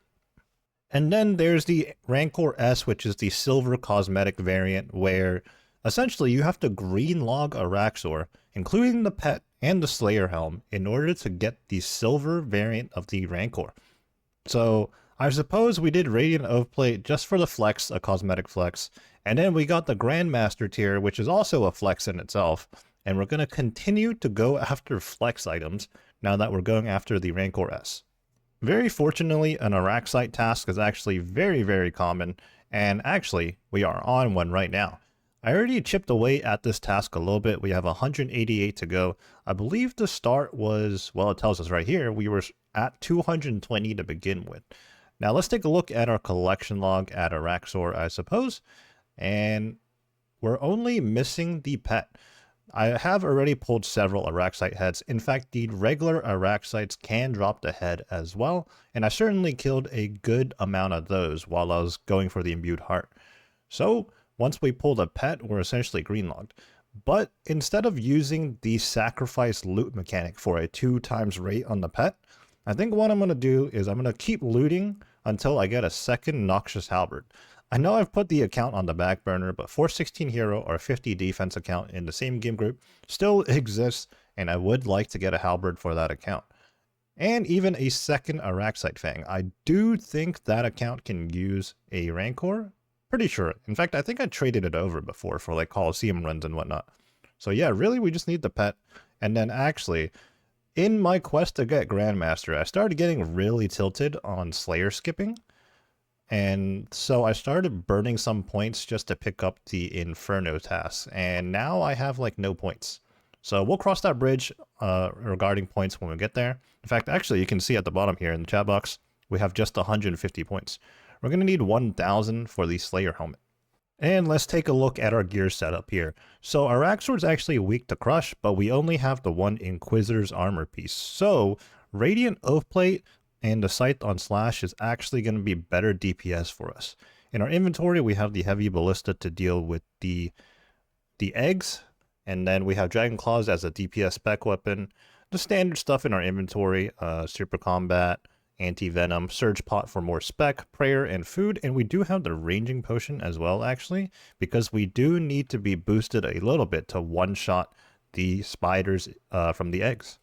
Alright, just TP'd out of my first trip. Looks like it was a 9kc trip. I have a combat achievement plugin on right now, so it actually tells me my times and my combat achievement time, because I believe at Araxor there are overall times over the course of like 4 or 5 kcs, so that's kind of nice that it tracks that. That was a 9kc trip. Not too shabby considering I'm not using a Blood Fury. Okay, midway through another trip here, and I just want to say, when I said Radiant Oath Plate, or just Oath Plate, I keep saying Radiant, you know, just gotta let everybody know. Radiant Oath Plate, by the way. But no, seriously, Oath Plate, when I said Oath Plate on Scython Slash was better than my one Inquisitor's piece setup, turns out that's incorrect. The Inquisitor's top plus Torva legs with my Scython Crush is actually better DPS than Oath Plate with the Scython Slash. Not by much, but, you know, there is a difference. But I suppose in the name of fashion, I'm just going to continue with this setup. But just so everybody knows, even with just one Inquisitor's piece, that being the top specifically, combined with Torva, that is actually better DPS than the Slash option we're rolling with right now. Alright, I'm just kind of rambling here while I'm doing a Raxor because, well, it's not too much to it. Any Slayer boss is pretty low intensity, to be honest, even a Raxor. So I've been thinking, you know, I could have sworn in the past I did the DPS calcs, and the Oath Plate setup was better. I wonder if it's because I have Avernic Treads now, that's new to the setup. Maybe that just changes things completely. These Avernic Treads are very overpowered, and they're not just Prims, they're actually better than Prims. I don't know. At the same time, I'm also too lazy to, like, check, so it is what it is.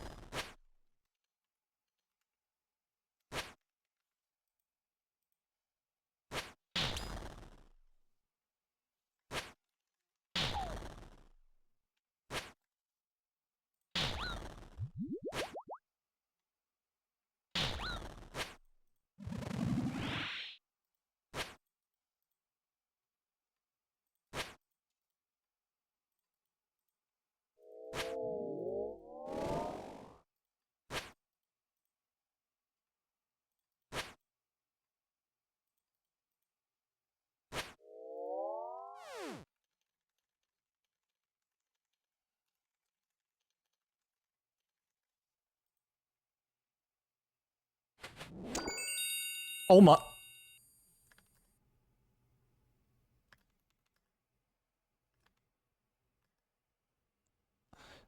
Oh my god, I was just yapping in the clan chat while casually doing a Raxor about how there was a data release, or like a Twitter post or whatever you want to call it, where Jagex said that there's only about 0.13% of the player base that were Grandmasters.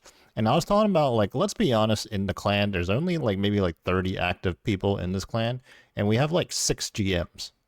And then I get the pet. I guess I'm done with a Raxor.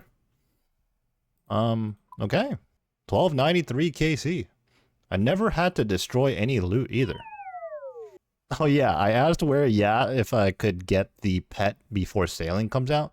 By the way, I know this video is probably going to come out much later, but as of right now, we are 16 days away from sailing coming out. So I was like, you think I'm going to get the pet before that? And he was like, maybe. Well, it turns out, oh yeah, he definitely wasn't wrong. We got the pet. Well, our ultimate goal was to get the pet, and along the way, maybe a second Araxite Fang and second Noxious Halberd, which, by the way, I would like to say the Halberd is actually 1 in 600, so we're very much due for the second Halberd, except we only have exactly the 3 pieces for 1 Halberd that we now have on this account. Anyways, regardless, I was expecting to be at Araxor for quite some time, but I mean, right now it's literally the first night where I've officially decided to begin the grind, and I'm done. So with that being said, I think we're going to stop doing Araxor right now. And what we need to do is point boost, as I mentioned earlier. I did say that was going to be a future me problem or something like that, but I guess it's a present me problem. So I don't think I'm going to do the Araxite task. I'm probably going to go skip that. And I was just checking my task storage here, and we got the Gargoyles task from when we got Grandmaster. I'm probably also going to skip that. I'm just going to do tasks that are insanely quick to do, and also point boost with Turiel. Or I should say Aya, actually. Although I suppose whatever task I pick up, that's the 10th task, I'm just going to have to do. Otherwise, I have to do yet another 9 Aya tasks just to get some points. Fortunately, the 10th task that I picked up from Kurdel is Mutated Zygomites. I have never done this task in my life, but I'm not about to skip it because I want the points. How do I even do this task? Where do I go? So many questions. I'll figure it out. Thousands of hours in this video game, and I have never done this task. Alright, so pick fungi, these things pop up. I don't even know what type of damage they do, but they're only level 74, so it should be fine, right? And then when they're low, I use the spray. Yep, there we go. I also have these other ones. I think these are charges, or what? Okay, you don't need to reload right now. Okay, well, that's the first ever Zygomite I've ever killed on any account in thousands of hours on this game. At least I only have to do 26 of these. I also bought the fungicide spray, and just, I guess these are like the charges, and I can only load 10 at a time. It's just taking up inventory slot, but I don't think these guys drop anything interesting anyways. Let's just get it done and get our points. Okay, so as it turns out, one of these bad boys is 10 charges, so I really didn't need all of these in my inventory. Well, now I know. Okay, here we go, 20th task. We're working on an Aberrant Spectres task. Now, I'm doing Deviant Spectres instead with a Twisted Bow in the Catacombs. The Venator Bow would be quite good here as well, although I know in the past when I've done this combat task, it's been kind of annoying to get the Aberrant Spectres or the Deviant Spectres in the proper position for the Venator Bow. So I'm going to test it out with just the T-Bow right now and Auto Retaliate. I do have game sounds off as well because these things are quite noisy. And one more note, I suppose. I know, obviously, Konar offers the most points, but I don't really have a block list set up with Konar at the moment, and you never know what you might get with Konar. You might get some pretty awful tasks, to be honest, and I'm just not trying to deal with that right now. So we're going back to Kurdel every 10th task, and I do have a block list set up for what it's worth. As I'm chipping away at this task, I'm beginning to have doubts on whether or not I should do this task at all. Obviously, it's my 20th task, so I am going to gain another 75 points upon completion, and if I cancel it, it's going to be minus 30 points, which may be worth it because this task is just so slow to do and just not worth it in general, but I guess after skipping it, there's no guarantee what kind of task I would get afterwards. So maybe we just bite the bullet and commit to this task. I just had to re-record a little bit here, but we came back to Kurdel for our 30th task and we picked up Spiritual Creatures. There is no shot I'm going to be doing this, and at first I thought I was just going to be canceling it, losing 30 points, and I might still do that down the line, but we do have this Gargoyles task sitting in storage, and I think I'm actually going to go ahead and do it. Gargoyles, I didn't really want to do because it's not the quickest task, but it's certainly a lot quicker than Spiritual Creatures. And I was going to cancel it, but maybe we can just hold on to those 30 points. Maybe. Okay, before I go knock out this Gargoyles task, you see my block list here, and you might be questioning what I was thinking. Well, this task list was set up to optimize getting Zuctas and Araxites, neither of which I need anymore.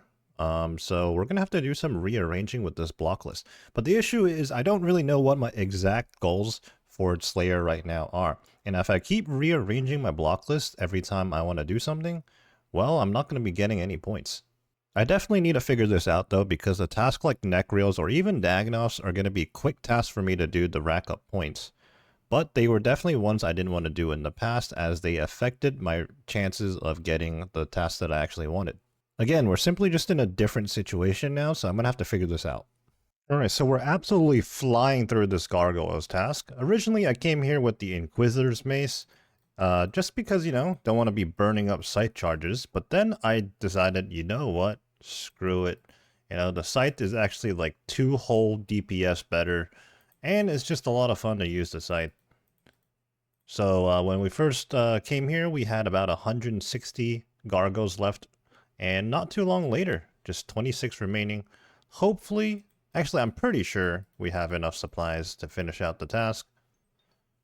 And then we'll have to see what our next task is. Well, 10 tasks later anyways, we gotta go back to Turiel. 40th task, here we come. Kirdell, what are you offering? 205 Araxites. Now that's kind of awkward. I suppose I will be doing the regular Araxites, just cannoning them. Although I could also do this boss task as well, because, you know, I did say I was going to do it until I got a Noxious Halberd for the 50 defense account, as well as the Rancor, but the boss task would take a long time, so I guess I'll just cannon and Venator both these. An Araxite task was definitely the most sought after task prior to getting my Imbued Heart, but since getting the Imbued Heart, I haven't really touched regular Araxites at all. I always went back to Araxor, hoping to get a second Noxious Halberd and Araxite Fang. And obviously we were hunting the pet recently. I can't even call it a hunt because, well, we just pulled the pet nice and early, like 2.5 trips in. So here we are, we're just going to speed through this Araxite task with the cannon, and the drops here are actually pretty nice. There's some good alkables, a lot of runes, and I do need these Venom Sacks themselves to make more extended anti-venom pluses. But yes, anyways, Araxites are one of the best options for superior chances and therefore the Imbued Heart. While I don't need that anymore, very fortunately. Although, you know, a dupe one, I won't be complaining for sure. I guess another nice item to get could be the Eternal Gem, so that I could actually make the Eternal Slayer ring. Okay, we got our first superior on the task. Now, interesting thing about these ones are, I mean, they're fairly simple. Most Slayer superiors are, although there are a few dangerous ones. But the one thing you have to watch out for this one is right there. It fires a, I don't know what you call it, but like a poison, like spitball at you or something. And you do have to eat to cure the poison, otherwise you take massive, massive damage. Let's see what we're gonna get though. Okay, a couple more hits here. Moment of Truth. And nothing, no loot beam, so you already know nothing interesting. I think some death runes or something right there. Here on Mount Karum, we're going to pick up our 50th task from Konar. Hopefully I don't regret it. 140 Dagonoffs in the lighthouse. This is not bad at all. You know what? I'm actually going to make use of the cannon that I said I was being stingy with, but it's a Konar task, 50th task. Why not? That's very fortunate. We could have definitely got something really bad. Like, not multi, not cannonable, and just very, very slow. But this is a very good task. While we've been Slayer boosting for points this entire time, or boosting for points doing Slayer, however you want to phrase it, we've actually been back on the 50 defense once again, thieving. We are now just 138k away from 96 thieving. So hopefully I just stick with it and we will be 96 later tonight. And in the meantime, I'm just continuing the point boost. But for sure, it won't take too long until we will have the Rancor S in our grasp.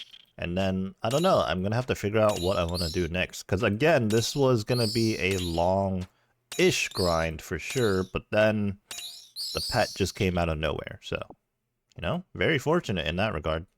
60th task, a Bloodveldt task. Now, I could really speed this one up in Barrage. But that requires some alt, some second accounts, 2 different accounts actually, to do it. I think what I'm going to do is just Venator bow this one. Or, should I use my cannonballs? I did say I was being stingy with them, but I'm kind of in a rush to get this Rancor S. Like, I really want it. Maybe I will cannon these in the Meyerditch Laboratories, I think is what it's called.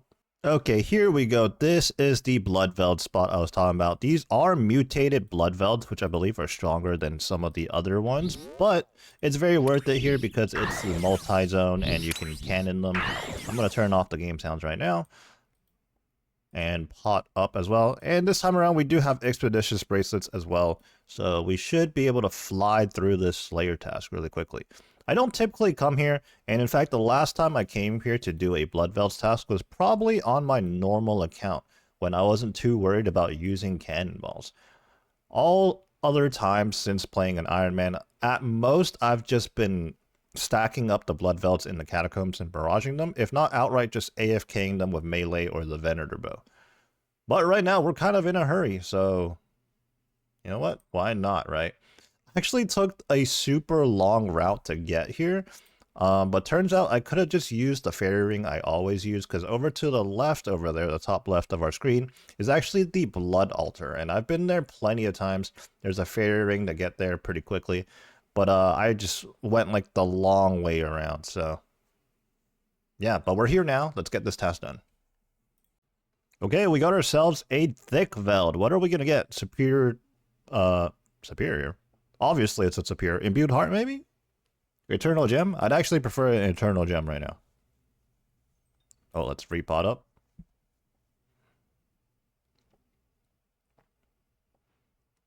Here we go. Here we go. What are we getting? One more hit. And some soul runes. Oh, what the? Like 2 KC later. Maybe not even. Another one. And I'm not even sure. I'm not even sure what we got. This Addy chain, maybe?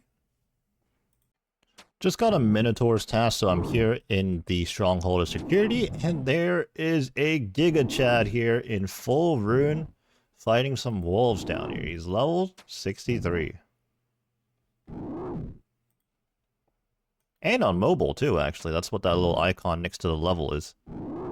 69 tasks in. Time to pick up the 70th task. What are we getting? 183 cow fights.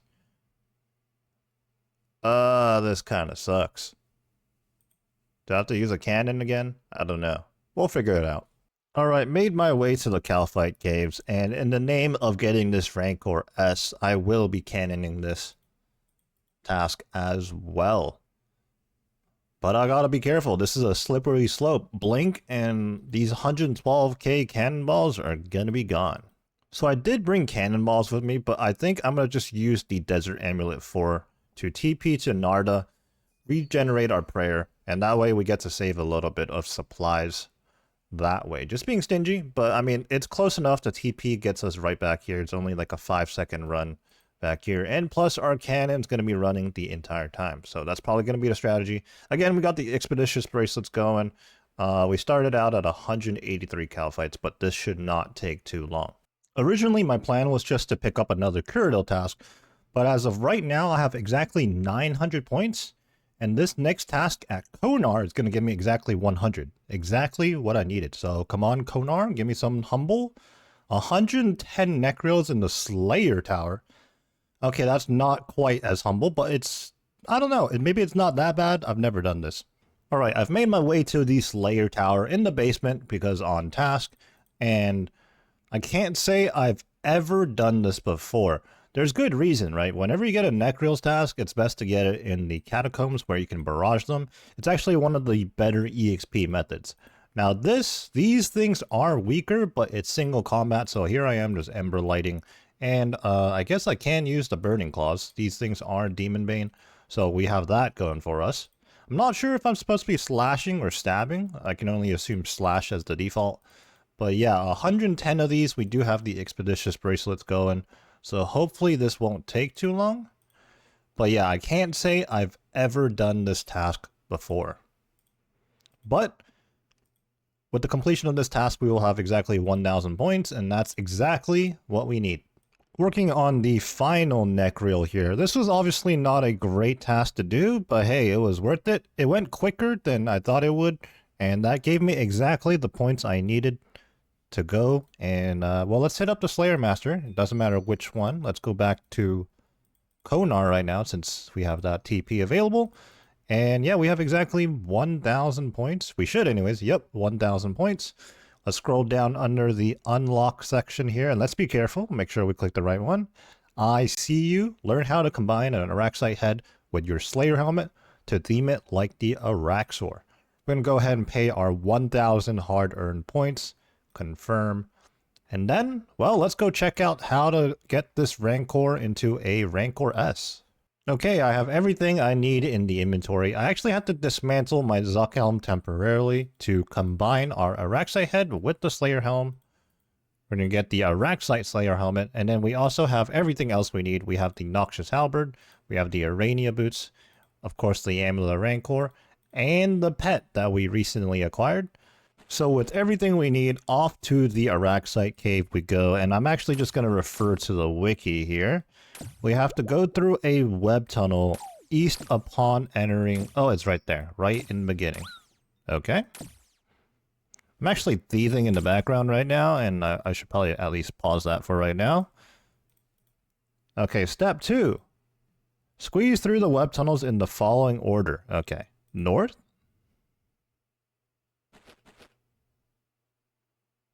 Wait, what? That's where it came from. What? Okay, we are in here. Oh, maybe I need to call the pet in here, perhaps? Yeah, that might be it. Yeah, so squeeze through the web tunnels in the following order. North, north, south, south. So this is north. Surely this won't... What? What is going on? Okay, I realized what I did wrong. So instinctively, like a normal person, I knew I was going to be poisoned here, but turns out you have to be purposely poisoned or venomed. Okay, so we're back. I just had to go to the Gauntlet to clear my anti-venom real quick. So first we go through the north. Then the north again. Then south twice. So here goes south the second time. I also did stack my inventory up with a bunch of food, you know, because we're going to be taking this poison damage. West, east, west, east. So east, then west, and then east one final time. And then we should end up in a cave with one singular Araxite. Okay, now what? We use the Noxious Halberd to kill it.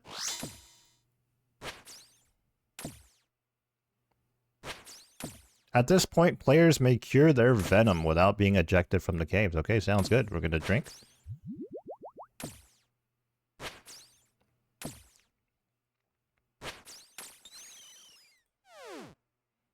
And after that, squeeze through the web tunnel and speak to Vifari while the Araxite Slayer helmet is equipped.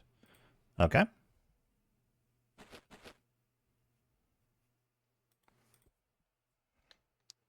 It's a step in the right direction.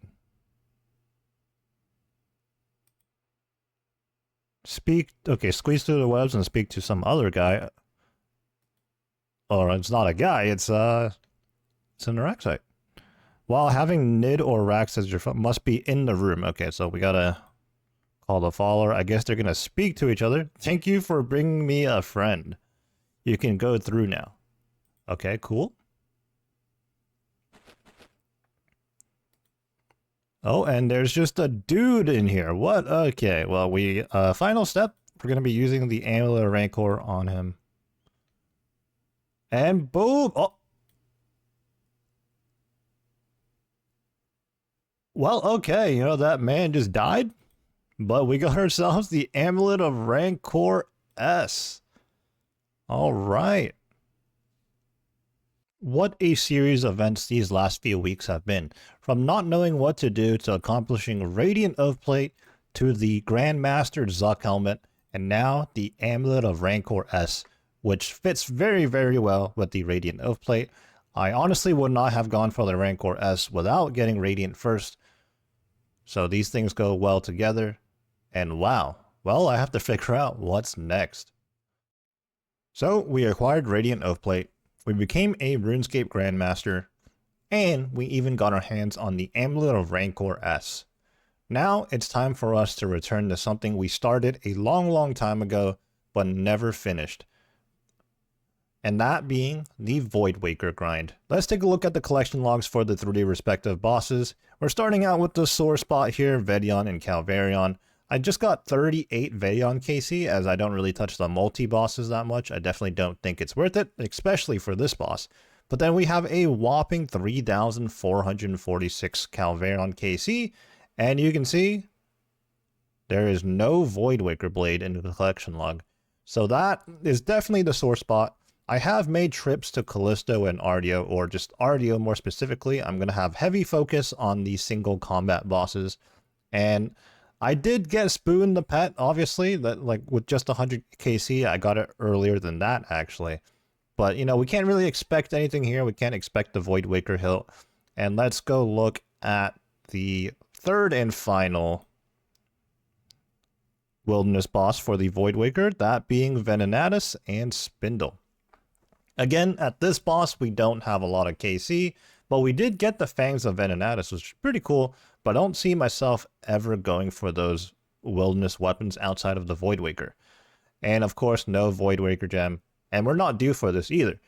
I think Spindle is going to be the worst time for me personally, so I'm kind of just procrastinating that at the moment. And at this point, it's like one of those sunk cost fallacy things with Calvarion, I think. I just have to get it. And surely at some point, and especially now that we've taken a long break from the wilderness grind, surely the Voidwaker blade is coming soon. Alright, here we are at Calvarion. I did have to hop a few worlds before I found an open world, which may not be a good sign, honestly. Maybe it's kind of busy right now, who knows. Anyways though, let's go over our gear setup. I just got, you know, the super combat potions, some blighted super restores since we're in the wilderness. Those are, you know, a little bit more obtainable. Not that I'm in short supply of super restores, but I'd rather use these than my actual super restores. And then we just got food, even some brews, you know, just in case a PK runs in on us. Now, I did kind of downgrade my gear setup here from the setups I've used in the past. I used to bring a Torva helmet in, and not that I would lose the Torva helmet, like not that I was risking that in the past, but right now I am 3-iteming, and the only 3 items that I'm protecting really are the Ultor Ring, the Inferno Cape, and the Inquisitor's Mace. Oh, and there's a Dragon 2-hand, just 2 KC in. Interesting. When it comes to people PKing at Calvarion or any of the wilderness bosses, really, I always have the expectation that I'm gonna more than likely hit the TP before they even jump on me, and even if they do get the tag on me, or the tele block more specifically, I'm pretty confident that I'll be able to escape them. But the thing about it is that even if I'm tanking them and escaping, that still wastes a lot of time. I think this time around, I'm just gonna, you know, like, might even just accept my death, you know, because I'm not really risking anything. The loot here is mostly irrelevant to me, and this is all a big if. That's just a hypothetical if I get caught out. But yeah, I think it's more of a time save to just simply die and come straight back. And obviously, being almost 3,500 KC into this grind already, I'm really over it. The wilderness is not something I enjoy to begin with, but I'm out here just to get a Voidwaker. I could go on a long tangent about why I dislike the wilderness, but basically I'm out here being a loot pinata, more or less. So yeah, it is what it is. Alright, we just hit 96 thieving on the 50 defense account, but unfortunately, while I was trying to get my recorder going, I just got kicked out of the city because I got caught thieving. Anyways, that's 96 thieving though. We need another 1 million EXP at this point to get to 97. Well, here we go. We got a PKer. I got tele blocked because I wasn't really paying attention. And okay, he's still. I thought I gapped him for a second. What's he got? He's got a dragon crossbow, and that's an AGS, I guess. Alright, he's gonna go for the entangle again at some point. Actually, he still has his crossbow out. I'm just gonna log out. Okay, I don't know what that was about. I don't know why he kept his crossbow out. I was assuming he would try to get the re-entangle right away. Okay, I returned to the exact same world so that I could continue my KC. It's always 50-50, I suppose. You never really know what the PKer is going to do.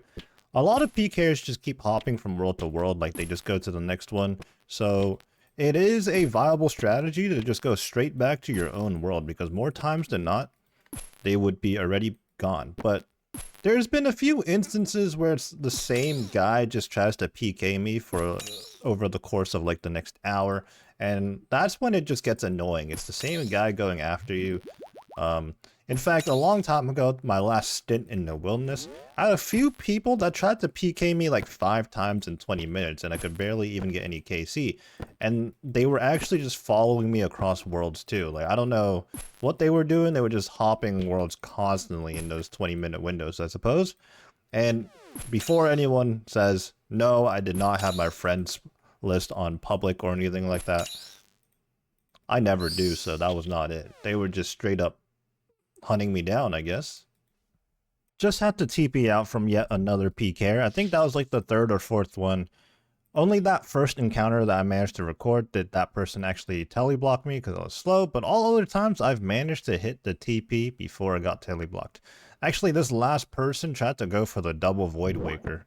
I don't know why people do that. I feel like that's like the least likely thing to work. But nevertheless, let's head back to Calvarion. We have been racking up the KC, so that's pretty good. We're up to 35-16 KC now. So I think we're about 60 to 70 KC in since we started the grind again. We'll see what KC it takes to get the Void Waker Blade. Well, maybe I jinxed it or something, because I only got, what, like 5 KC, and here comes another PKer. I think I gapped him. I'm just going to hit the log out. There we go. Alright, when we first came back to Calvarion, I believe we started at KC 3,446. We're working on 3,550 now, so over 100 already. A longbone from Calvarion. We've definitely gotten plenty of those. According to the loot tracker, that's actually our 10th one. But for whatever reason, I'm missing about 500 KC in my loot tracker. So there possibly could be a few more than just 10. Well, here comes KC 3,600. 12k coins. Hitting 3,600 total KC, I think I'm going to end this first session there, take a bit of a break.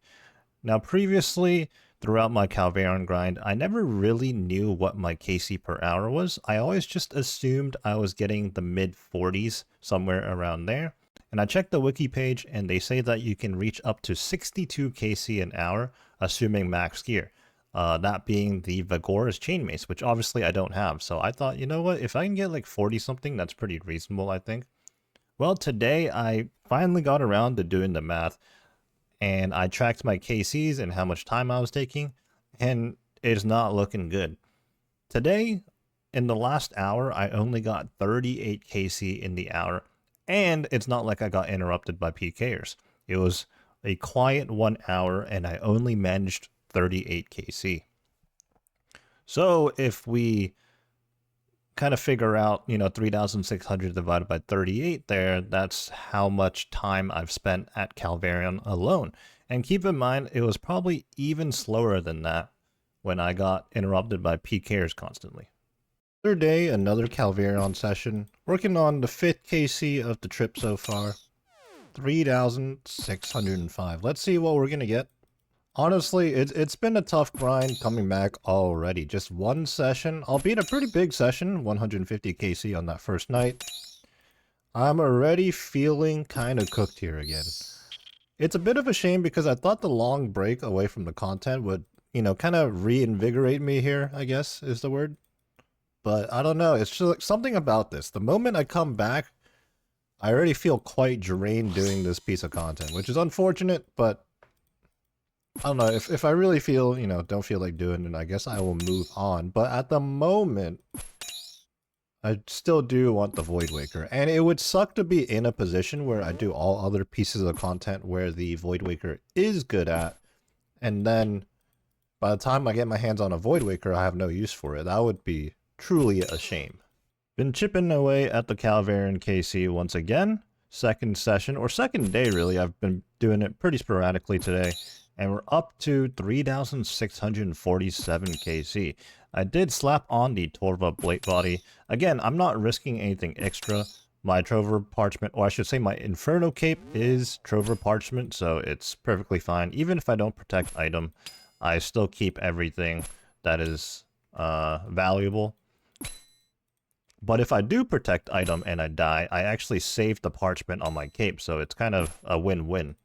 Anyways, this next KC coming up is pretty significant because this will be 4 times rate on the Voidwaker blade. So, moment of truth. I did yap to the clan in the last couple of days. I was like, there's absolutely no way I go 4 times dry, right? Well... Yep, we're going 4 times dry. Get me out of here, dude. Get me out of here.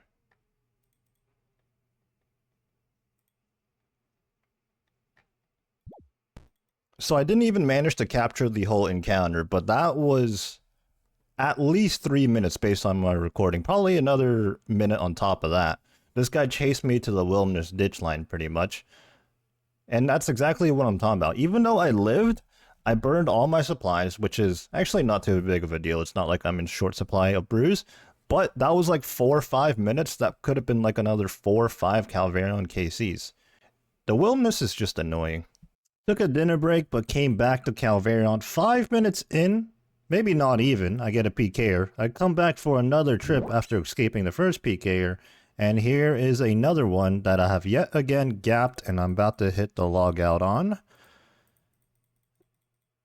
It's just a nuisance, man. Okay, the same guy keeps rolling up now, like the third time.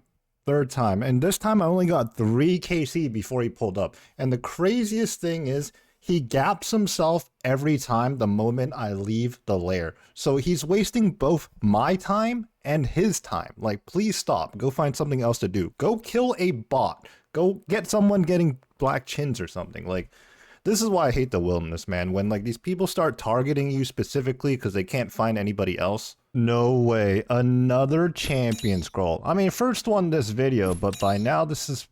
I've lost count, honestly. This might be like my 3rd or 4th champion scroll from Calvarion. The Hellhounds or the bots itself. This is ridiculous. Alright, taking a bit of a break from Calvarion because it's not looking good over there. We're doing some Huey Coddle. This is because I've used a lot of prayer regens throughout my grind to Grandmaster, so I just want to stock up and make sure I have some in case I'm going to need them for the future, which I probably will. Well, we came to Huey for just one reason, and that was the Hoska seeds, or however you pronounce them, the ones for the prayer regenerations.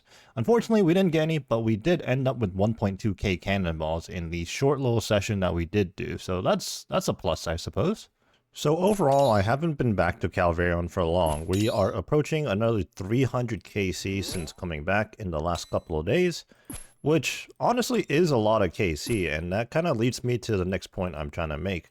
And that's, I don't know if I'm really going to be necessarily hard camping this content anymore. I am doing the boss right now, but I'm only going to probably do a few trips here, if that. And then I think I might turn my attention to Fasani's Nightmare, or any team content if any clanmates are around. This is because I realized that despite taking such an extensive break from now to the last time I was here at Calvarion, just a couple days in and I'm already feeling the burn quite a lot. Yeah, it's just not a good time here, unfortunately. Despite me really wanting the Voidwaker, I'm just not having a good time doing this content. So I'm going to do this very, very sporadically in the future, I think. I don't think it's something that I can, like, kind of just set a goal to go for and then just camp it like I do with most other things. So here we are, 3,718 KC, and still no Voidwaker Blade. We are now over 4x on the drop rate. Hopefully we don't reach 5, but I mean, nothing we can do, right? Now, throughout this grind, people have asked me, hey, why don't you just switch to the other wilderness bosses, because you're going to need those other Voidwaker pieces anyways, right? Well, to that I say, even if I absolutely gigaspooned at Spindle and Ardio, I still have to come back to Calvarion anyways, you know? It really makes no difference. Like, I'm gonna have to do it at the end of the day. Oh, and I just got tele-blocked. This guy, I'm gonna take that dragon two-hand real quick, thank you. Rudely interrupted.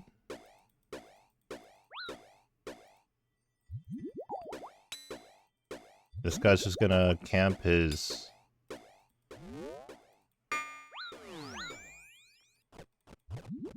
Okay, had to combo eat here.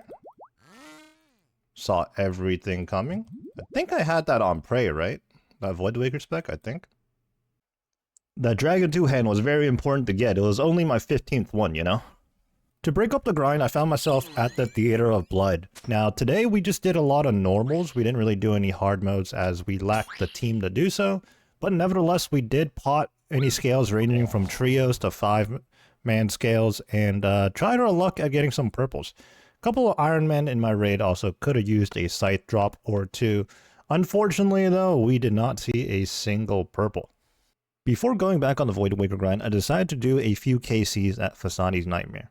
Now this boss and Court Beast are the last two bosses at this point in time, which I have something significant to grind for, PVM item wise, I suppose.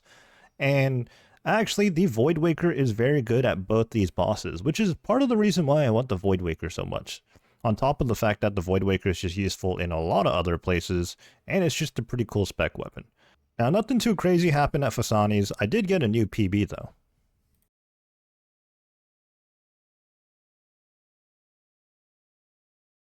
There's no way a guy in salad robes and an arty cape with the Voidwaker is trying to PK me right now. Like, are you serious? He's level 117. Like, please, stop wasting my time, bro. And he's main-handing a Voidwaker, so he's just gonna melee until he actually gets a big melee hit, and then just Voidwaker spam. He's not even praying either. Like, what is this guy? I'm about to kill him. I'm actually about to kill this guy. Yeah, eat. Like what? Bro, what? What? You know, I had just TP'd away from my PKer, and then I get back, finish 1 KC. Actually, not even a full KC. Like, I just finished the KC I was on prior, and then another guy shows up. Like...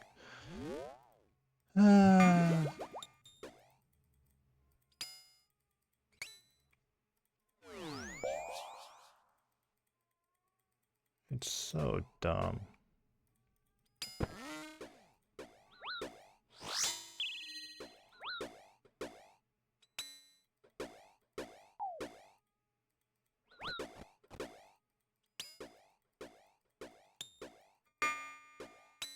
I'm not even snared. Hello? Okay, there we go.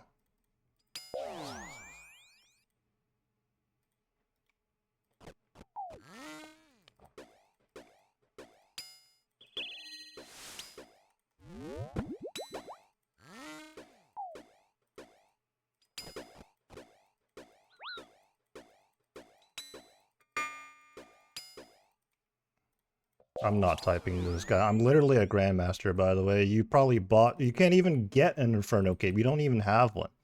It's always the people. I literally have 15 Inferno KC across 3 accounts. I just gapped your dumbass. That guy was just trying to make me type. To, like, mess up. He was probably gonna, like, immediately Voidwaker.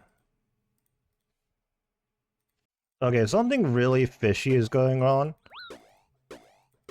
It's a constant train of PKers. I've gotten like 2 KC.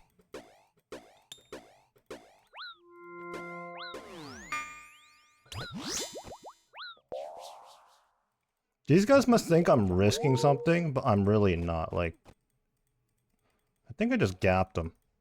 Okay. Yeah, I don't know. Something fishy is going on. That's like 3-4 different PKers in the last 15 minutes, and 3 in a row. Like, I don't think I even got a case either. Yeah, I didn't.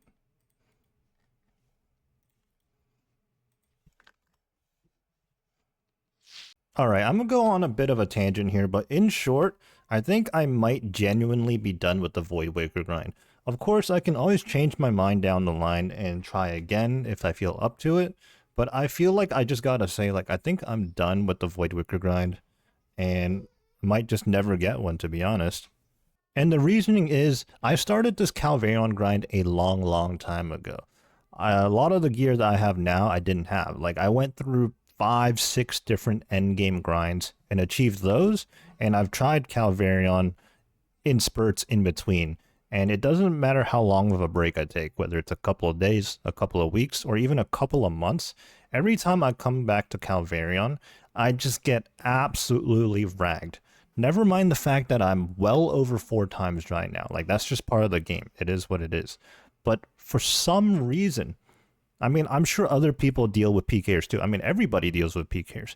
But like that instance right there, where I had 3 PKers, 3 different PKers come towards me, and I got 0 KC. And the thing is, I even sat there, hopped a few worlds, and waited like a couple of minutes before I went back to Calvarion, and I just get found instantly. And this isn't the first time this has happened too.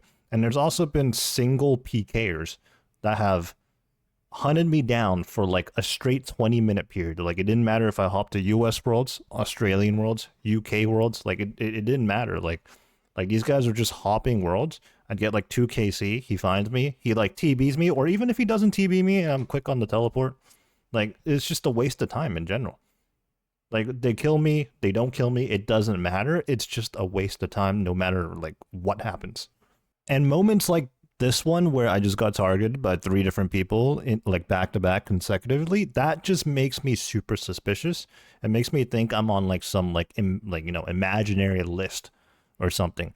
I don't know if it's because this time around I was wearing a Torva plate body or something and they think I'm risking something, which I'm really not. Like, I'm 3 iteming, and my 4th item, if anything, is my Trover Parchment, Inferno Cape.